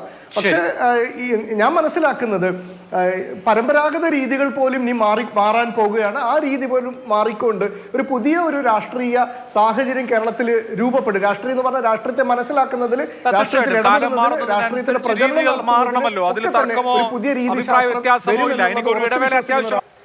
ചർച്ച അവസാന ഘട്ടത്തിലാണ്. കെ ജി ജ്യോതിർഘോഷ്, ഒരു വിശാല സംസ്ഥാന സമിതി ചേരാൻ പോവുകയാണ്. അലകും പിടിയും മാറണമെന്ന അഭിപ്രായമുള്ളവർ ധാരാളമുണ്ട്. താഴെത്തട്ടിലെ കമ്മിറ്റികളിൽ വളരെ രൂക്ഷമായ, മുമ്പ് കേട്ടിട്ടില്ലാത്ത വിധത്തിലുള്ള വിമർശനങ്ങൾ ഉയർന്നിട്ടുണ്ടെന്നുള്ളത് നമ്മൾ ബോധ്യപ്പെട്ട കാര്യമാണല്ലോ. അപ്പോൾ എന്ത് പ്രതീക്ഷിക്കണം ഈ കമ്മിറ്റികളിൽ നിന്ന്, ഈ വിശാല സംസ്ഥാന കമ്മിറ്റിയിൽ നിന്ന്? കാര്യമായ ഒരു പ്രതീക്ഷയ്ക്ക് വകയില്ലെന്ന് തോന്നുന്നു. കാരണം എന്താ വെച്ചാൽ ഈ ഇത്രയും വലിയ നേതാക്കന്മാരും യുവാക്കളും ഒക്കെ ഉള്ളൊരു പാർട്ടിയിൽ നിന്ന് നമുക്ക് ഒന്ന് ചിന്തിക്കാൻ, ഒരു നിമിഷം ഒന്ന് ചിന്തിക്കാനുള്ള ഒരു വാചകമായിക്കോട്ടെ, ഒരു വാക്ക് പോലും നമുക്ക് കേൾക്കാനില്ല. അപ്പോൾ അങ്ങനെയുള്ള ഒരു സംവിധാനത്തിൽ നിന്ന് അലകും പിടിയും എങ്ങനെ മാറും എന്നുള്ള പ്രശ്നമുണ്ട്. നേരത്തെ ശ്രീ എബ്രഹാം പറഞ്ഞതുപോലെ നമ്മുടെ ഈ പഴയ തലമുറ, അതുപോലെ നമ്മൾ ഡൽഹിയിൽ കണ്ട പുതിയ തലമുറ, ആ പുതിയ തലമുറ എന്ന് പറയുന്നത് അവരുടെ കാലഘട്ടം എന്ന് പറയുന്നത് സുതാര്യമായ ലോകം. ഇന്നത്തെ സാങ്കേതിക വിദ്യ എന്ന് പറയുന്നത് അതിസൂക്ഷ്മതയുടെ സാങ്കേതിക വിദ്യയാണ്. ഇപ്പം AI ആണെങ്കിലും അതുപോലെ തന്നെ ഇപ്പം നമ്മളെല്ലാവരും ഉപയോഗിക്കാറുണ്ട് QR കോഡ്. ആ QR കോഡ് എഴുത്തും വായന അറിയാത്തവർ ഉപയോഗിക്കുന്നുണ്ട് ലളിതമായിട്ട്. പക്ഷേ അതിൻ്റെ പിന്നിലൊരു അൽഗോരിതം ഉണ്ട്. അത് അതിസൂക്ഷ്മമാണ്. ആ സൂക്ഷ്മ തലത്തിലാണ് നമ്മളുടെ ഈ പുതിയ തലമുറയിലുള്ള കുട്ടികൾ ഇടപെടുന്നതും അവരുടെ ആ ജനറേഷനുമായിട്ട് അവർ കമ്മ്യൂണിക്കേറ്റ് ചെയ്യുന്നതിലുമൊക്കെ അവരറിയാതെ ബന്ധിപ്പിക്കുന്ന ആ ഒരു സൂക്ഷ്മ തലമുണ്ട്. നമ്മളിവിടെ പലപ്പോഴും മുതിർന്ന തലമുറയും വിശേഷിച്ച് CPM ഒക്കെ ഇപ്പോഴും 20-ാം നൂറ്റാണ്ടിൽ നിന്ന് ബസ് കയറിയിട്ടില്ല എന്നുള്ളതാണ്. അവിടെ വെച്ചിട്ടാണ് നമ്മളിങ്ങനെ അവ്യക്തതയോടുകൂടി സംസാരിക്കുന്നത്. ഇപ്പം നമ്മൾ സംസാരിക്കണമെന്നുണ്ടെങ്കിൽ ഈ കേൾക്കുന്ന കുട്ടികൾക്ക് പുതുതായിട്ട് എന്തെങ്കിലും അവരുടെ ഉള്ളിലേക്കൊരു പുതിയ ആശയം, അതല്ലെങ്കിൽ ഒരു പുതിയ വെളിച്ചം, അത് ഒരു വ്യക്തത. കാര്യം ഇന്ന് നമ്മൾ ഒരു നിമിഷം ലോകത്തുണ്ടാകുന്ന ഡേറ്റയെക്കുറിച്ച് ആലോചിച്ച് നോക്കുക. അത്രയും ഡേറ്റയുടെ നടുക്ക് നമുക്ക് ആവശ്യമുള്ള ഒരു ഡേറ്റ ഏതാണെന്നുള്ളത് ലളിതമായിട്ട് സൂചിപ്പിച്ചു കൊടുക്കാൻ, കാണിച്ചു കൊടുക്കാനൊന്നും ആർക്കും പറ്റുന്നില്ല. നമ്മുടെ മീഡിയ ഉൾപ്പെടെയുള്ളവരുടെ പ്രശ്നം അതാണ്. അപ്പോൾ എന്താണ് ലളിതമായിട്ട് നമുക്ക് ആവശ്യമുള്ളതെന്ന സാധനം ഈ അനുനിമിഷം ഉണ്ടായിക്കൊണ്ടിരിക്കുക ഒരു മിനിറ്റിലുണ്ടാവുന്ന ഡേറ്റ ഒരു മനുഷ്യായുസ്സിൽ പോലും ഒരു വ്യക്തിക്ക് നമുക്ക് അത് കവർ ചെയ്ത് തീർക്കാൻ പറ്റത്തില്ല. അപ്പോൾ അങ്ങനെയുള്ള ഒരു അവ്യക്തതയുടെ കാലഘട്ടത്തിൽ സ്വാഭാവികമായിട്ടും വ്യക്തതയ്ക്ക് മാർക്കറ്റ് ഉണ്ടാവും. ആ വ്യക്തതയുടെ മാർക്കറ്റാണ് തെളിച്ചം എന്ന് പറഞ്ഞത്. അങ്ങനെ തെളിച്ചത്തോടുകൂടി വ്യക്തമായിട്ട് ആർക്കാണോ നയിക്കാൻ കഴിയുന്നത്, അതിപ്പോൾ ഈ പറയുന്ന പുതിയ CJPയിലുള്ള കുട്ടികൾക്കാണെങ്കിലും ആർക്കാണോ അങ്ങനെ വ്യക്തമായിട്ട് നയിക്കാൻ പറ്റുന്നത്, അങ്ങനെ വ്യക്തത ഉണ്ടെങ്കിൽ മാത്രമേ ഈ പറഞ്ഞതുപോലെ രാഷ്ട്രീയത്തിനെ കുറിച്ചും വ്യക്തത വരുള്ളൂ, എങ്ങനെ സംഘടന കൊണ്ടുപോകണം എന്ന് പറഞ്ഞ വ്യക്തതയുള്ളൂ, അതിന് സ്വാധീനം ഉണ്ടാവുള്ളൂ. അതിന് നിലവിലുള്ള സാഹചര്യത്തിൽ എനിക്ക് തോന്നുന്നില്ല അതിന് ഈ CPMൽ അങ്ങനെ ഒരു സാധ്യതയ്ക്ക് ഒരു വഴിയുണ്ടോ. തീർച്ചയായിട്ടും എന്തായാലും കമ്മിറ്റികൾ വരട്ടെ, കാത്തിരിക്കാം. വളരെ നന്ദി 4 പേർക്കും. സൂപ്പർ പ്രൈം ടൈം അവസാനിച്ചു. നമസ്കാരം.